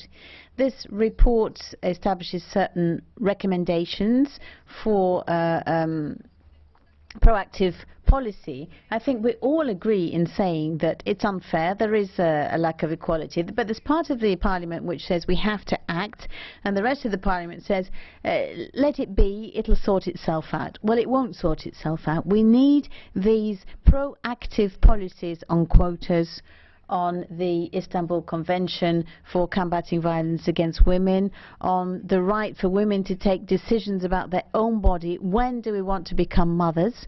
And that's something I would like to stress once again. Maternity is a source of discrimination right now. Discrimination against young girls who want to go to work, in respect of protection of pregnant women at work. It makes them vulnerable because they may end up in poverty when they're not given a decent wage. And all of that means that we have poor rates of employment for women. We're seeing a falling birth rate. All of those who want to increase the birth rate in Europe, well, I would encourage them to support the maternity leave directive. But it's not by actually getting that into the refit that we're going to solve all of this. On the contrary, we need the maternity directive, but the message to the Commission, it's that message I'd like to give to the Commission once again and also to the Council. Thank you. And now, Madam Estaras Ferragut. 2 minutes. Thank you very much indeed, President. Yes, well, the crisis has hit Europe hard, but particularly women and other vulnerable groups. During this time of budgetary restrictions, we need more cooperation and we need to reactivate growth. And this is all set out in the 2020 strategy when it talked about employment, education, innovation and an intelligent, sustainable growth and inclusive growth. As such, the Tarabella report is very opportune. And I want to focus on what brings us together around this report, not what separates us. When we look at Article 45, this is something that is about abortion. It could divide us, but this report actually talks about employment, equal pay, and so on. And this is something that we've waged a battle on in Europe for 50 years now. We've made some headway, but we haven't gone far enough. We've got to go further. There is a pay gap that runs from 3 to 30% in certain member states, different member states, so we've got to do more work on that front. Then also decent work is another issue. We've got to have proper equal opportunities on that front too. And then you've got this idea of co-education and equality in education. There are issues here pertaining to stereotypes and so on. If we have stereotypes, then that's because there isn't enough co-education. So we've got to break through these stereotypes and educate people according to values. So you have proper equality in education. Then conciliation, work, life, and so on. A lot of it's been done in this area, but we have got to deal with this pending issue. And then, of course, gender violence is another important subject. Again, education will help us battle that. Then, single mothers, migrant women, women with disabilities, these are vulnerable groups, and they have been particularly given particular attention in this report, particularly with reference to the UN Convention on that subject. So there are very important areas here, so let's focus on what brings us together and not what divides us. Once again, congratulations. Muchas gracias. Jest Abgeordnete Jutta Steinruck. Eine Minute, bitte. Mein Dank gilt. I would like to extend my thanks to Marc TARABELLA, and I'm sure that the majority of women in Europe would join me in saying that. The main initiatives which have been taken in the European Union to promote progress in terms of women's rights came from the European Parliament, but a great deal remains to be done. Let me refer first of all to the employment market. Women are still disadvantaged. Women receive 17% less pay for the same job. The number of women with work is less. Women are often forced to take part-time jobs. When it comes to management positions, clearly there's underrepresentation of women. And another important question is the way in which older women are sidelined. Another very important issue is the enabling of women to reconcile family and professional life. We have to do away with difficulties there. It's also important that we promote the maternity directive. We have to force the Council to abandon its veto. Women with newly born children must be enabled to be with their children. That in itself would be an enormous step forward for equal opportunities. Now, Mariana Petir from EPP, 2 minutes. As a person advocating the rule of law, I request that the principle of subsidiarity be respected in the documents adopted by this Parliament. According to Article 168 of the Treaty of the Functioning of the European Union, reproductive health is within the remit of Member States. The report on equality between women and men is problematic because it wants to turn the European Parliament into a promoter of abortion under the guise of sexual and reproductive rights of women. This is supposed to be an instrument to achieve equality between women and men, and that is unacceptable. By direct promotion of abortion, this report goes outside the scope of EU competences and internationally accepted definitions of reproductive health. EU uses the official definition of reproductive health, which was agreed upon at the UN ICPD conference held in Cairo in 1994. And this definition excludes abortion from the term sexual and reproductive health. If the EP accepts this report, then it actually interferes with the right of member states to make autonomous decisions about this issue. Even the EU citizens reacted to this. The petition was signed within days and gathered 153,000 signatures, and our citizens actually demand for the abortion to be eliminated from this report. This report doesn't really mention some other important issues, such as, for example, housework, which is not paid for. Then it says nothing about the women who actually work without a single day of leave. I would once again like to draw your attention to the fact that the right to life is a fundamental human right, which is widely jeopardized. Ladies and gentlemen, colleagues, I would like to call upon you to protect life. Equality will not be achieved by taking away somebody else's rights, but by assuring that everybody has got an equal starting position in life. If we prevent somebody from being born, then we are in fact promoting inequality. As a person that really advocates equal opportunities for all, I would like to call upon you to respect the golden rule and protect life. Thank you. Chwala. Do you accept blue card from Deputy Ivan JAKOVČIČ? Yes? Okay. Mr. JAKOVČIČ, please. Hvala vam, gospođo Petir, što ste prihvatili. Thank you, Mrs. Petir, for having accepted blue card. I simply cannot agree with your statement that the EP might serve as an instrument for the promotion of abortion. I would like to know whether you are aware of the fact that many women have to resort to abortion due to health problems. Just remember what happened in Bosnia and Herzegovina during war. I would just like to ask you whether you will support the Tarabella report tomorrow or not. Mr. JAKOVČIČ, if abortion is kept in this report and the EP supports this report, then the EP actually takes on the role of member states and interferes with the principle of subsidiarity, and I believe that this is unacceptable to all those who support the rule of law. Now, Deputy Julie Ward, 1 minute. Take the floor, please. Thank you very much, President, and thank you, Marc TARABELLA and all colleagues for their excellent work on this report. Women's rights is a cause the EU has always advanced over the years, and it continues to be important for my country, the UK, and my constituency, the northwest of England, important for both men and for women. The issue I want to highlight is empowering women in entrepreneurship. As a woman entrepreneur and a women's rights activist, I know firsthand that this is an important way to foster women's leadership in society.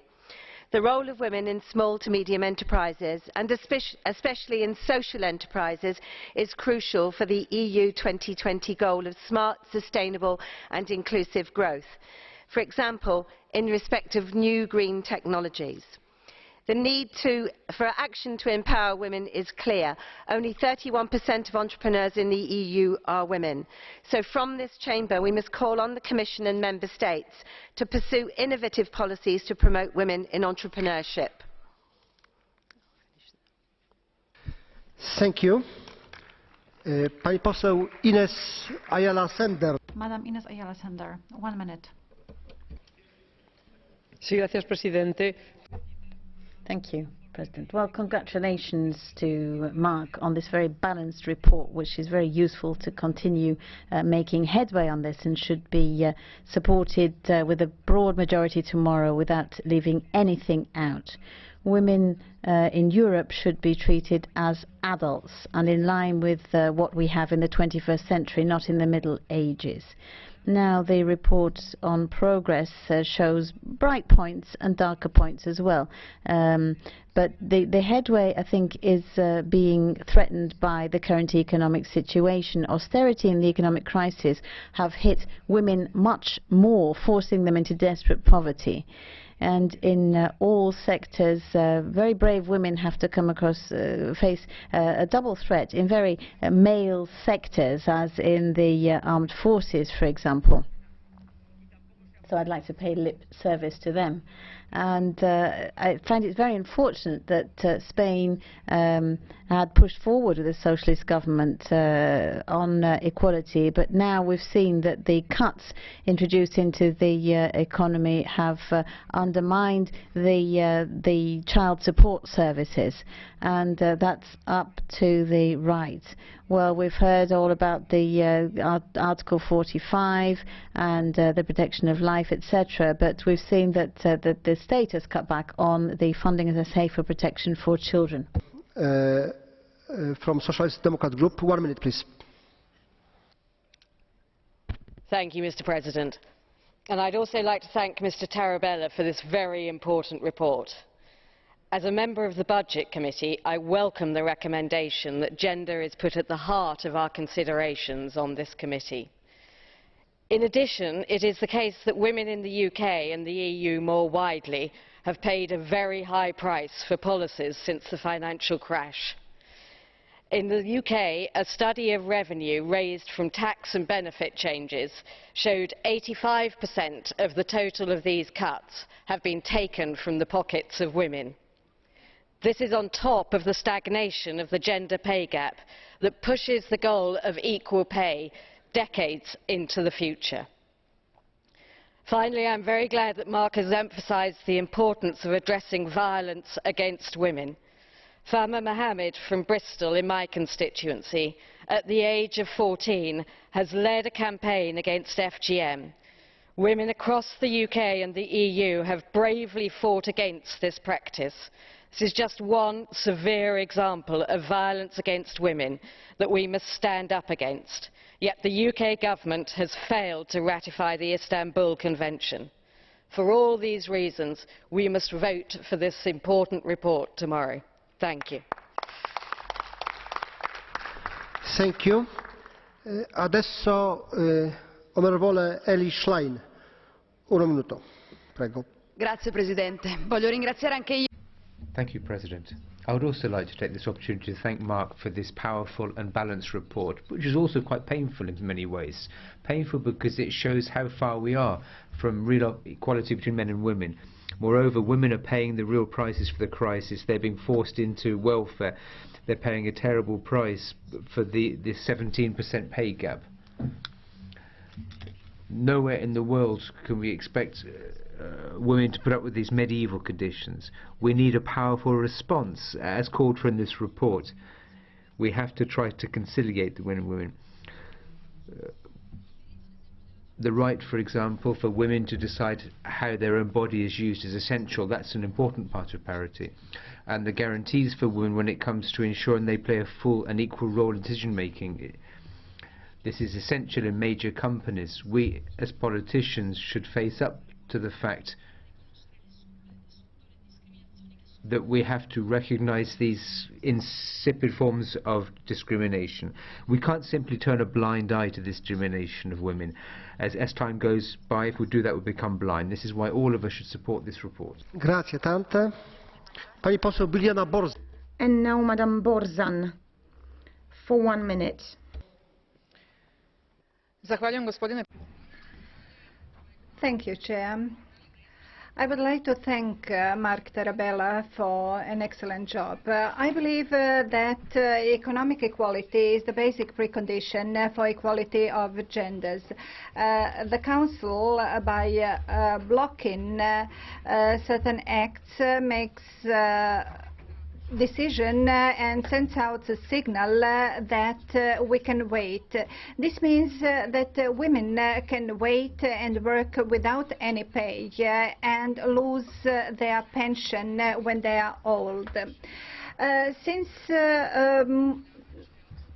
women have higher education, up to 20%, there is no sense in turning a blind eye on the current situation. I'm proud that gender quotas are being introduced because we need to have binding measures. Let us not repeat the shame that we did last year. Let us show to those who make it impossible for parliamentarians to stop working that they won't be successful. We should support this report and send a signal that we are here for women. Thank you. Député Edouard Martin, une minute s'il vous plaît. Merci, Monsieur le Président. Thank you, President. Pauline is my name. And I've just got my degree. It's my first job. And I go to work and people just kiss me on the cheek to say hello, whereas if I were a man, they'd shake my hand. I know that I have to do more than my men to be taken seriously. If I have to become more male, I will adopt the name of Marion. Then, well, I'm a young mother. When I came back from maternity leave, I found a creche pace for my son, and I pushed for a promotion because everyone knows how experienced and competent I am. But unfortunately, my male colleague got the job because he will be more available, in inverted commas, than I would have. Now, I know that it will be very complicated to prove discrimination if I take this to court. My name's Chantal. I'm retired. And, well, my pension is lower than what my factory colleagues were getting for the same number of years. Even at the end of working life, these inequalities continue. Can we really call this equality between men and women in Europe? Merci, Monsieur Député. Pan poseł Jens Nilsson. And now Mr. Nilsson from the Socialists and Democrats for 1 minute. Thank you very much indeed, President, and thanks to you, Marc TARABELLA, for a great report. Not least because the report also talks about the issue of violence against women. It's totally unfathomable that there are people here today that think that it's okay for men to abuse women as long as it happens within the four walls of their home. Then there was a debate on this in the Transport Committee. Statistics show that travel patterns are very different between men and women in Europe. Women tend to go on public transport and cycle, and men tend to go to work on their cars. But men actually design transport policy. Now, in my role as member of the Transport Committee, I look at how we can use transport systems that actually meet the needs of both men and women. And we need to have a transport policy that actually does talk about gender equality. A proper functioning transport policy has a huge amount of economic importance for Europe, and if we're going to improve the sector's potential, then we've got to do more to make sure there is a sort of feminist approach to transport policy. Thank you. Tak. Deputy Teresa Griffin, Socialist and Democrat Group. 1 minute, please. Take the floor. Thank you, Marc TARABELLA, for your report. In gender equality, the widest gaps tend to be in the areas of time and power. We see this every day. Women are still unrepresented in politics. While 36.9% of MEPs are women, every day we see on male-dominated committees and meetings. In the UK, the Labour Party has pledged that half of the cabinet will be women. Meanwhile, the Tory Lib Dem front bench is a sea of suits and ties, vastly dominated by men. It is Labour leading the way in gender equality and political parity in the UK. UKIP has announced it intends to abolish the position of Minister for Women and Equalities and halve maternity pay. We need to strive for gender equality right across Europe, to tackle the many problems faced by women: unequal pay and pensions, underrepresentation of women in decision-making positions, violence, in-work poverty. I urge you to support, for all women and girls and their aspirations, Marc Tarabella's report. Thank you.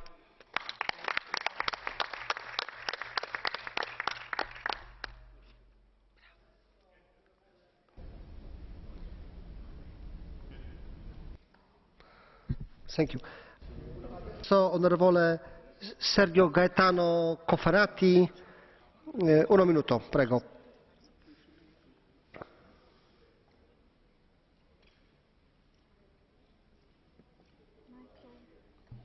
Grazie, Presidente. Thank you, President. Commissioner, I would like to draw your attention to something new which has emerged in the employment market. It's almost hard to imagine. We're talking about something which might well become an emergency. Marc Tarabella's report refers to the OECD report regarding parity. It talks about the possibility for European GDP growing if we were to do away with that difference. Immediately afterwards, we have a reference to poverty. We're aware of the traditional forms of female poverty, but there are also new forms, those who are poor in work.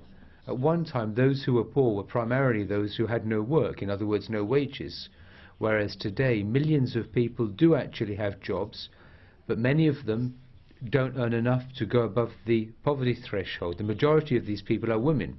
This is why we require active policies on the employment market.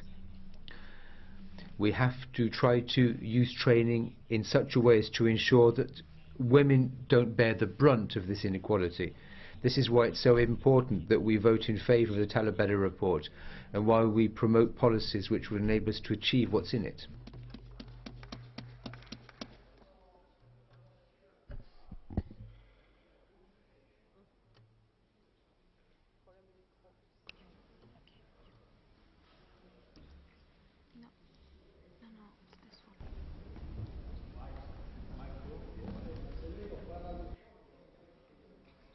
Micro, please. Ok. Grazie. Il lavoro. Thank you. Well, the positive work done by Marc Tarabella is part and parcel of a more general push to extend individuals' rights, those of women in particular. He raises certain specific points so that the distance towards genuine parity can be covered as quickly as possible. I'm convinced that through this resolution we can, and this is a point I'm making of the Commission, we can flag up the important role to be played by the European Parliament, first and foremost by the Commission, on this question of rights, in order to show a consistent approach throughout all of our policies and commit individual member states to fall into line with better practices on gender equality, overcoming this alibi behind, according to which member states hide behind their own legislation. A society which is frightened of extending these rights is frightened of its own future, and the European Union cannot be the continent of fear.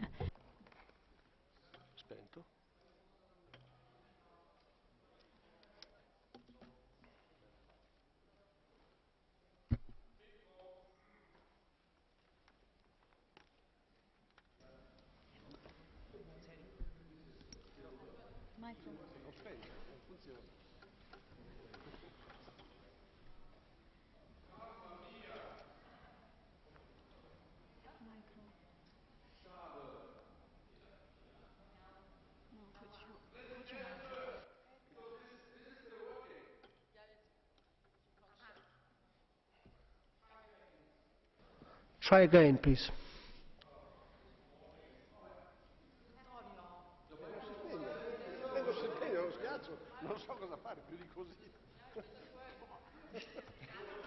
Sorry.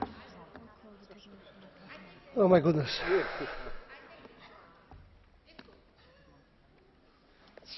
This same group. Thank you, ladies and gentlemen.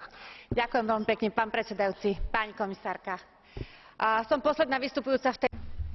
Thank you, President. Thank you, Commissioner.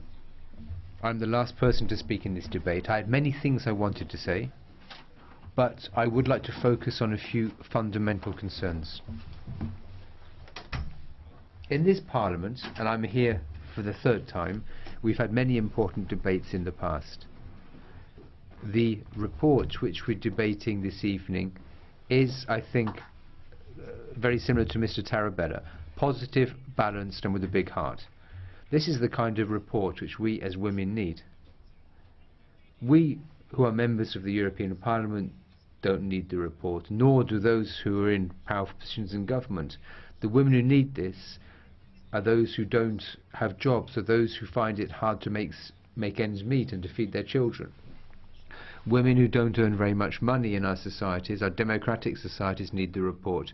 Women who have small pensions, smaller even than their grandparents, we need this report so as to ensure that women can also work in fair conditions. And I'm delighted that we have this report, and I'd like to thank the rapporteur. Dziękuję bardzo, pani poseł. Thank you very much. Now we are going to start the Catch the Eye procedure. The first speaker in the procedure would be Madame Mussolini.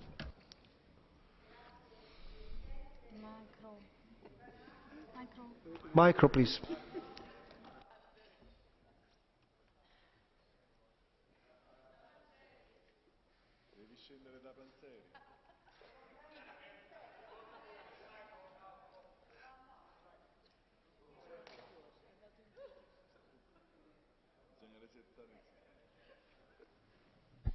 Scusi, ma bisogna chiamare un tecnico perché non funziona questo. We need to call the technician, President, because this isn't working, this microphone. Maybe it's the predestination. Okay.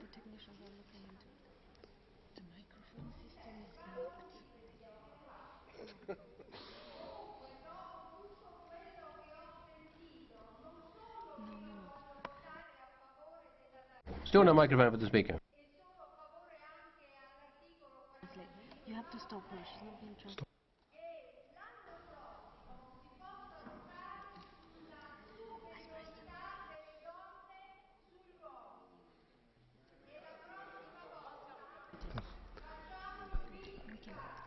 Przepraszam, ale nie słychać. Ecco, Presidente, velocemente. Here we go, very briefly, President. I've heard a lot of astonishing things in this House, and it's 2015 now. I'm in favour of Article 15 and Mr. Tarabella, but I'd like him to have a report next week which actually makes it clear that women are superior to men, because that is the truth. So let's do something a bit more for parity. I won't go on about what the colleagues have said, because I agree. Because these blue cards, let's have pink cards instead, Mr. President. Blue cards and pink cards, that would be a really good idea.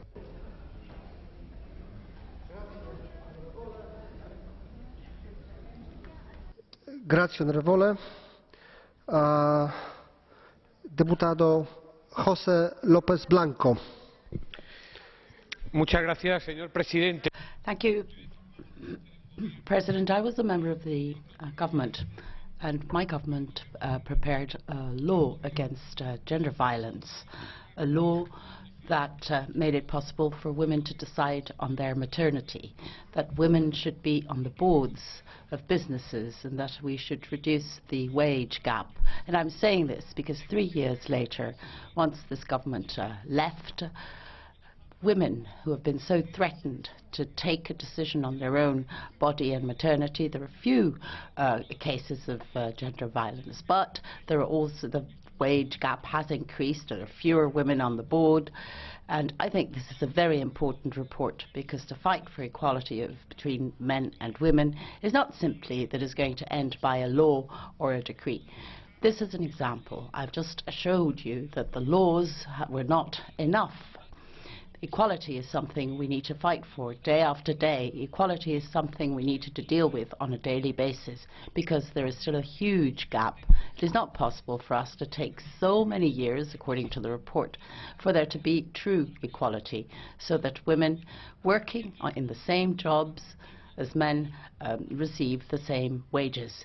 That is what we need to achieve, and until we get that, until the women for exactly the same job get the same amount of money, there is no true equality.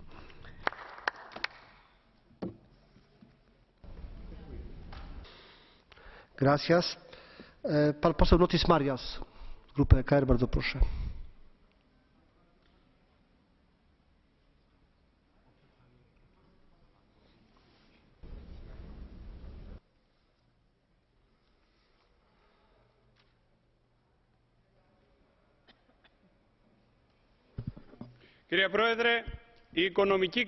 Thank you, President. The economic crisis, the memoranda and austerity which are affecting the European South have had several repercussions on society and on the important issue of the equality between men and women. The memorandum has plunged women into poverty in Greece, and 60% of people who are listed as unemployed in Greece are women. Only 15% of those unemployed women are actually receiving unemployment benefit. Also, before the memorandum, the figure for women's unemployment was 14.4%, and it's come up to 29.3%, a great deal higher than the corresponding figure for men, which is 23%. At the same time, women are facing other problems because of the destruction of the public services and public sector thanks to the Troika. So women are now in a position where motherhood is declining as well because they don't want to have children. Evharisto. Deputy Bill Etheridge, please. Thank you. Back in Britain, people often say, how could things have changed so much? How have things become different? We never voted for any of this. But now I can see, and I'll be able to explain it better. Because hidden behind a very serious issue, such as women's rights, which is absolutely important, we have another statist or superstate power grab, telling companies how many people they can employ, of what kind, saying what you can do in the household, who does the chores. Maybe we'll have a European arrest warrant if you don't put the toilet seat down properly. This is the kind of thing that drives people mad. Behind a very serious issue, you paint on a bleeding heart, but behind it, you're grabbing more and more power. And Dr. Martin Luther King wanted to see, in his dream, people treated on the merits of their character, not on quotas. He was a true fighter for freedom, not the weasels of the British Labour Party who've been here today and sold a tissue of lies that they continue to sell constantly. They are a disgrace and they will be defeated. Thank you. Thank you. Deputy Diana Dodds, please take the floor. Thank you, Mr. President. While I agree that there is an onus on legislators to encourage women to enter the labour market in greater numbers, I stand fully behind the principle of merit. And importantly, in the European context, the principle of subsidiarity in terms of legislation, not the federalism that we have seen here today. We should focus on helping grassroots organisations to build capacity, skills and foster personal development. I reject completely the encroachment of this report on the right to life of the unborn child. However, I welcome the focus on the serious issue of violence against women. It is estimated by Women's Aid in Northern Ireland that 25% of women will have suffered from violence at some stage in their life. They further estimate that 30% of these cases start during pregnancy, a truly shocking statistic. I am encouraged to hear the Commission respond positively to a call for a European year on combating violence against women, but dismayed to hear of a potential delay. We must hurry to combat this abhorrent practice. Thank you.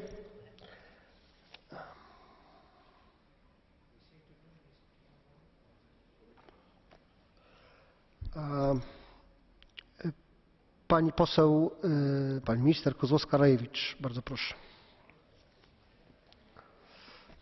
Dziękuję, panie przewodniczący, szanowni państwo. Thank you, Chairman. Ladies and gentlemen, it is a very good thing that each year we discuss the extent to which we are making progress towards equality issues. All sorts of things have been said about humiliation of women, and I think that the 39% of pay gap is much worse for women, and this is an absolute scandal, and something has to be done about it.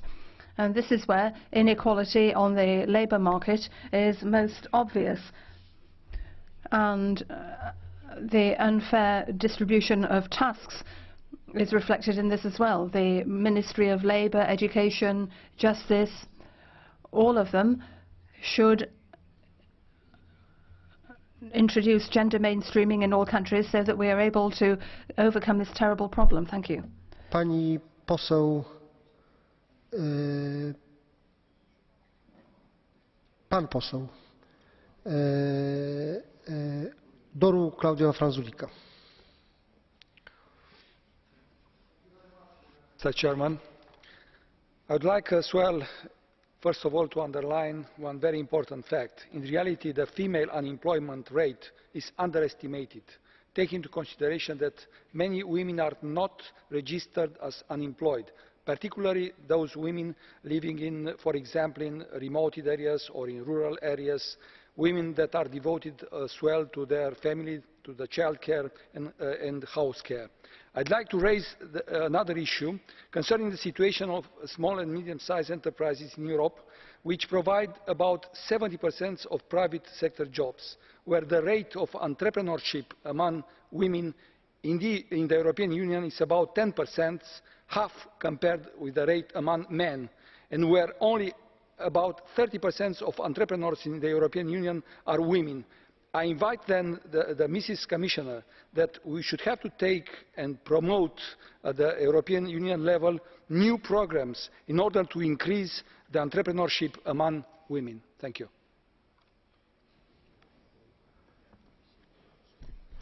Dziękuję bardzo. Pani poseł Róża Tomasić. Bardzo proszę. Mrs. Tomasić. Ovo izvješće nikako ne mogu podržati. I cannot support this report, although its title suggests that it is aimed at promoting gender equality.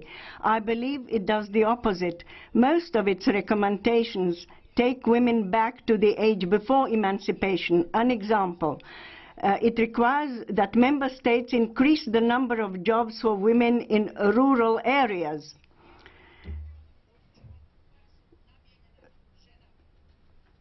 Shouldn't we fight this discrimination into male and female jobs? Haven't women been fighting against this discrimination for decades? As a police officer in Canada some 30 years ago, I fought discrimination at the job and became the first policewoman biker in that country. I therefore do not intend to promote positions I firmly rejected in the past. Dear colleagues, if we really care for respecting gender equality, let us fight for the implementation of the already existing laws, because otherwise we won't benefit anyone, especially not women. Thank you. Dziękuję bardzo. Chwała. Bardzo proszę. Thank you. And now I'll give the floor to Mr. Nicola Caputo. Grazie Presidente. Il tema della donna e del sostegno delle... Thank you, President. And the issue of addressing the problems that women face can't be put off any longer. It's not just part of Europe 2020, but it's a natural principle. Total gender equality is something that ought to be mandatory. So well done to Marc TARABELLA for the tremendous job that he's done here, and I do hope that the motion for the resolution, which I agree very much with, will come up with policies which will bring in genuine equality, because there's a lot of subtle, unavoidable inequality still throughout Europe. There are certain vulnerable categories of women, and they are frequently unable to have the full flowering of their career desires and other things which they might want to do. So we need to outlaw any form of discrimination which will make the problems women face worse, rather than actually try to help them as legislation should. We need to make certain that they have a right to have children, have a right to a job, and have a right to be looked after when they're old.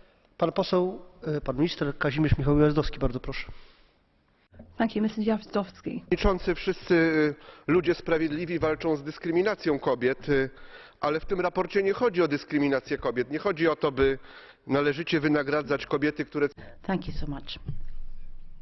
It's not simply a question of fair wages for women who have worked in the home. No, we're talking about social engineering. We're talking about societies where there are no mothers, no fathers, where mums and dads have no identity at all, are being replaced by non-entities. It is really an ideological chaos, the right of individuals. This civilization, which is at the basis of the very Roman civilization. I'd like to thank many of those also from the outside my own group, from the EPP group, who speak in favour of civilization, who speak pro-life. This particular report is going to force member states to deal with the issues and to take account of their own sovereignty. Mr. JAKOVČIČ, please.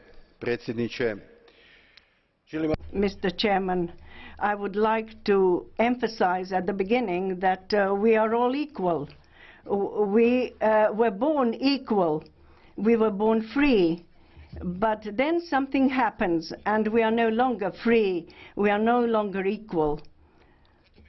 It therefore surprises me. I'm surprised by some of our colleagues here, because we were born free and we were born equal. You can read more about it in the Bible.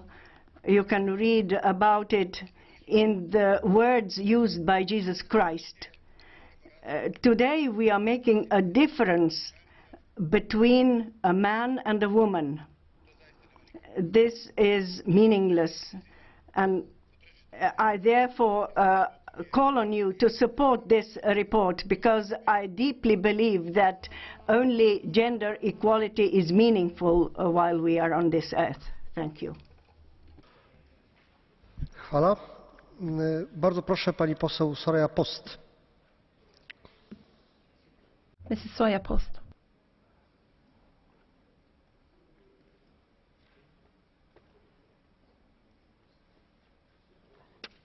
Pani poseł Post.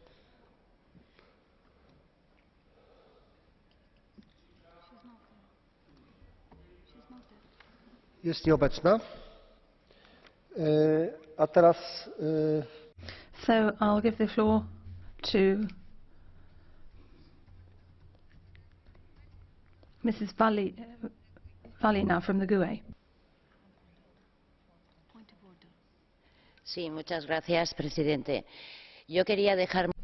Thank you, President. I'd like to make it quite clear what our position is, because one of the members of this House through the social networks has said that the GUE position was against abortion, the possibility for women to take a free decision on this issue. But that is far from the truth. I'm not sure whether this has been because of a mistake in the interpretation or translation or any other reasons. But let me make it quite clear that the position of GUE, of my party and myself, is for free abortion and possibility and the right for women to decide on this matter. Thank you. Gracias. A teraz poproszę w imieniu Komisji Europejskiej. Thank you. And now, on behalf of the Commission, I'll give the floor to Mrs. Věra Jourová. Ladies and gentlemen, I'd like to thank you for your discussion, which gave me a lot of inspiration for our work. I was already clear enough, I think, at the beginning here that I am personally very committed, me and my team, in supporting strong policy promoting equality and equal opportunities. I support also the ideas contained in the Tarabella's report, because there are innovative ways and innovative solutions. I mean that in this aspect we are very coherent, because we also want to bring new policy supporting the equal opportunities. I'd like to attract your attention also to the new figures we have published last week, which show that not big progress has been achieved in recent year, in the last year.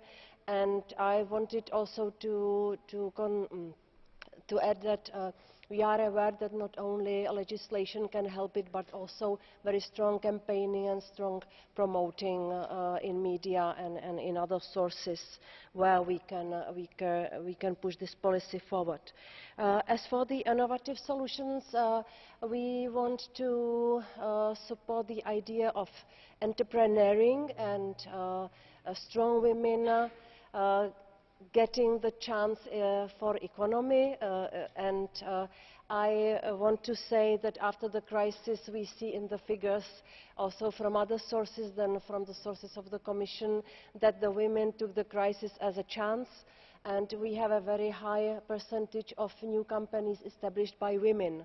So I think this is also something we need to encourage in our policy, not only by means of quota, which was criticized here, but also by means of other ways of incentives. I myself wish that Mr. Tarabella's report is adopted tomorrow, and I am convinced that this will support our common efforts in the field of the policy of equality. Thank you. Dziękuję bardzo pani komisarz za to. Thank you very much, Madam Commissioner. You were very concise. Mr. Tarabella. Merci, President. Thank you, President. Mr. Chopra, where is he? Oh, he's no longer there. He's gone. Mr. Chopra, I'd like to say to him that I'm not French like he is, as he is. I don't mind him calling me French, but I'm a Belgian member, and I'm one of the 40% of Belgians who speak French as a mother tongue. But more seriously about this debate, 2 points in particular which were raised quite often, and then one general consideration. The first is quotas. Mention has often been made of quotas. Mrs. Atkinson was the first one. She said we don't need quotas, and UKIP is a good example. Well, she can't count because UKIP is 6 women out of 23 members. That's a much lower percent. And in her political group, I'd like to welcome the 5-star movement, which has 8 women out of 17. That is almost half of members. And one man, a European conservative, is called Ansgar Gabrielsen, and a Norwegian minister for industry and the economy in 2001, and he said that in 1993 there were 3% of women present on the boards of large Norwegian companies. And when he became a minister, he said, I'm going to change it. He introduced quotas, and everyone criticized that, especially the Conservatives. And what happened? In 2008, 43% of women were present in the boards of large Norwegian companies, and that's the highest rate in the world. And quotas had to be used. They are a necessary evil. You can't question them. Since society isn't moving on as it should quickly enough, we have to use them. On the principle of subsidiarity, often mentioned as well, we're not beginning this here. This is an own initiative report, so we can't change laws in member states. We're not interfering in the domestic affairs of member states, but it's normal that when we talk about women's rights, inequality, we must be able to discuss all rights and check up on things at European level. And if we don't discuss it here, nobody will discuss it. A general consideration. I'd like to thank all colleagues who expressed their appreciation of the report. I hope it will be voted through tomorrow, because it is a matter of focusing on equality between men and women, and above all, focusing on inequalities and trying to reduce them more rapidly than is happening now. Thank you, President. Merci. Zamykam debatę. Thank you very much. The debate is closed. The vote will be held tomorrow. And now we can move on to the next item on the agenda. And that's the Morten Messerschmidt report, the annual report on the competition policy in the EU. Rapporteur, Mr. Messerschmidt, you have the floor. Tak, formand, og jeg har glædet mig til debatten. Thank you, President. I'm very pleased that we're having this debate this evening. I'm pleased that we've managed to get it onto the agenda. Competition policy is extremely important. It's a key element of the internal market. It's like the highway code, if you like. If you don't respect traffic lights, then it's chaos, and competition policy is the same thing. I was delighted to be able to work with Mrs. Vestager, the Commissioner, who happens to be Danish and is in charge of competition policy. I was also pleased to be able to work with the shadow rapporteurs from the other political groups, and I was very pleased about the compromises we put together in our committee, which will be voted in the House tomorrow. There's a whole series of new elements which we hadn't put in reports like this before, and I'd like to mention them in my preliminary observations. First of all, the EP will try to look at the very serious problems caused by social dumping. It's a challenge and it's very serious. It won't just be mentioned in passing by parliamentary committees. Now we're going to have a horizontal approach to the problem. No matter which policy we're talking about, that element will be mainstreamed into it. It'll be a natural part, just like equality between the sexes. For example, air policy, President. Various member states have been put under considerable pressure, and workers have been in turn subjected to pressure which I think is unfair. So it's good to come up, or it's good that we've managed to come up with a wording which groups can sign up to, and I hope that all colleagues will be able to vote in favour tomorrow. Then we've got the question of LuxLeaks, dealing with tax policies employed in the Grand Duchy of Luxembourg to attract companies and enable them to avoid paying tax at national level. This is a very, very important issue as far as I'm concerned, and it is something which forms part of competition policy. It is exclusively within the competition policy bailiwick, and I do hope it'll serve as, what we've done here will serve as the basis for some kind of political harmonisation. We don't want to harmonise everything, of course. We shouldn't harmonise everything. We need tax policies to govern competition, and they need to be, that competition needs to be healthy. Obviously, the way in which structural funds are used is going to be very important in electoral campaigns in member states. And so what we want to do is help companies and not help the exportation and delocalization of jobs. So I'm pleased that in all of the sectors where citizens want to see a proactive approach by the Union, we've managed to bring that about. For example, the Energy Market Liberalisation Directive. There's no point having an energy union with all the advantages it's supposed to have if we don't actually lay the foundations for it actually to work. Same thing goes for digital union. The IMCO committee has actually contributed a great deal here. And when it comes to digital, Mr. President, Google has played a huge role in my report, and I'd like to thank everyone, particularly Mr. Tremosa, who has helped out on this most sincerely, and I'm very pleased that we've managed to come up with a compromise here. And a final point I'd like to underline here: this isn't pointing a finger at Google, but we are seeing negotiations which have been dragging on for 4 years. The Commission's been taking initiative after initiative and nothing's come of them. I don't want to accuse Google or put them in the dock, but I don't think we can accept this kind of behaviour. And the Commission needs to come up with a reasonable deadline for a solution to be found. And I hope that tomorrow the report will be adopted by a large majority.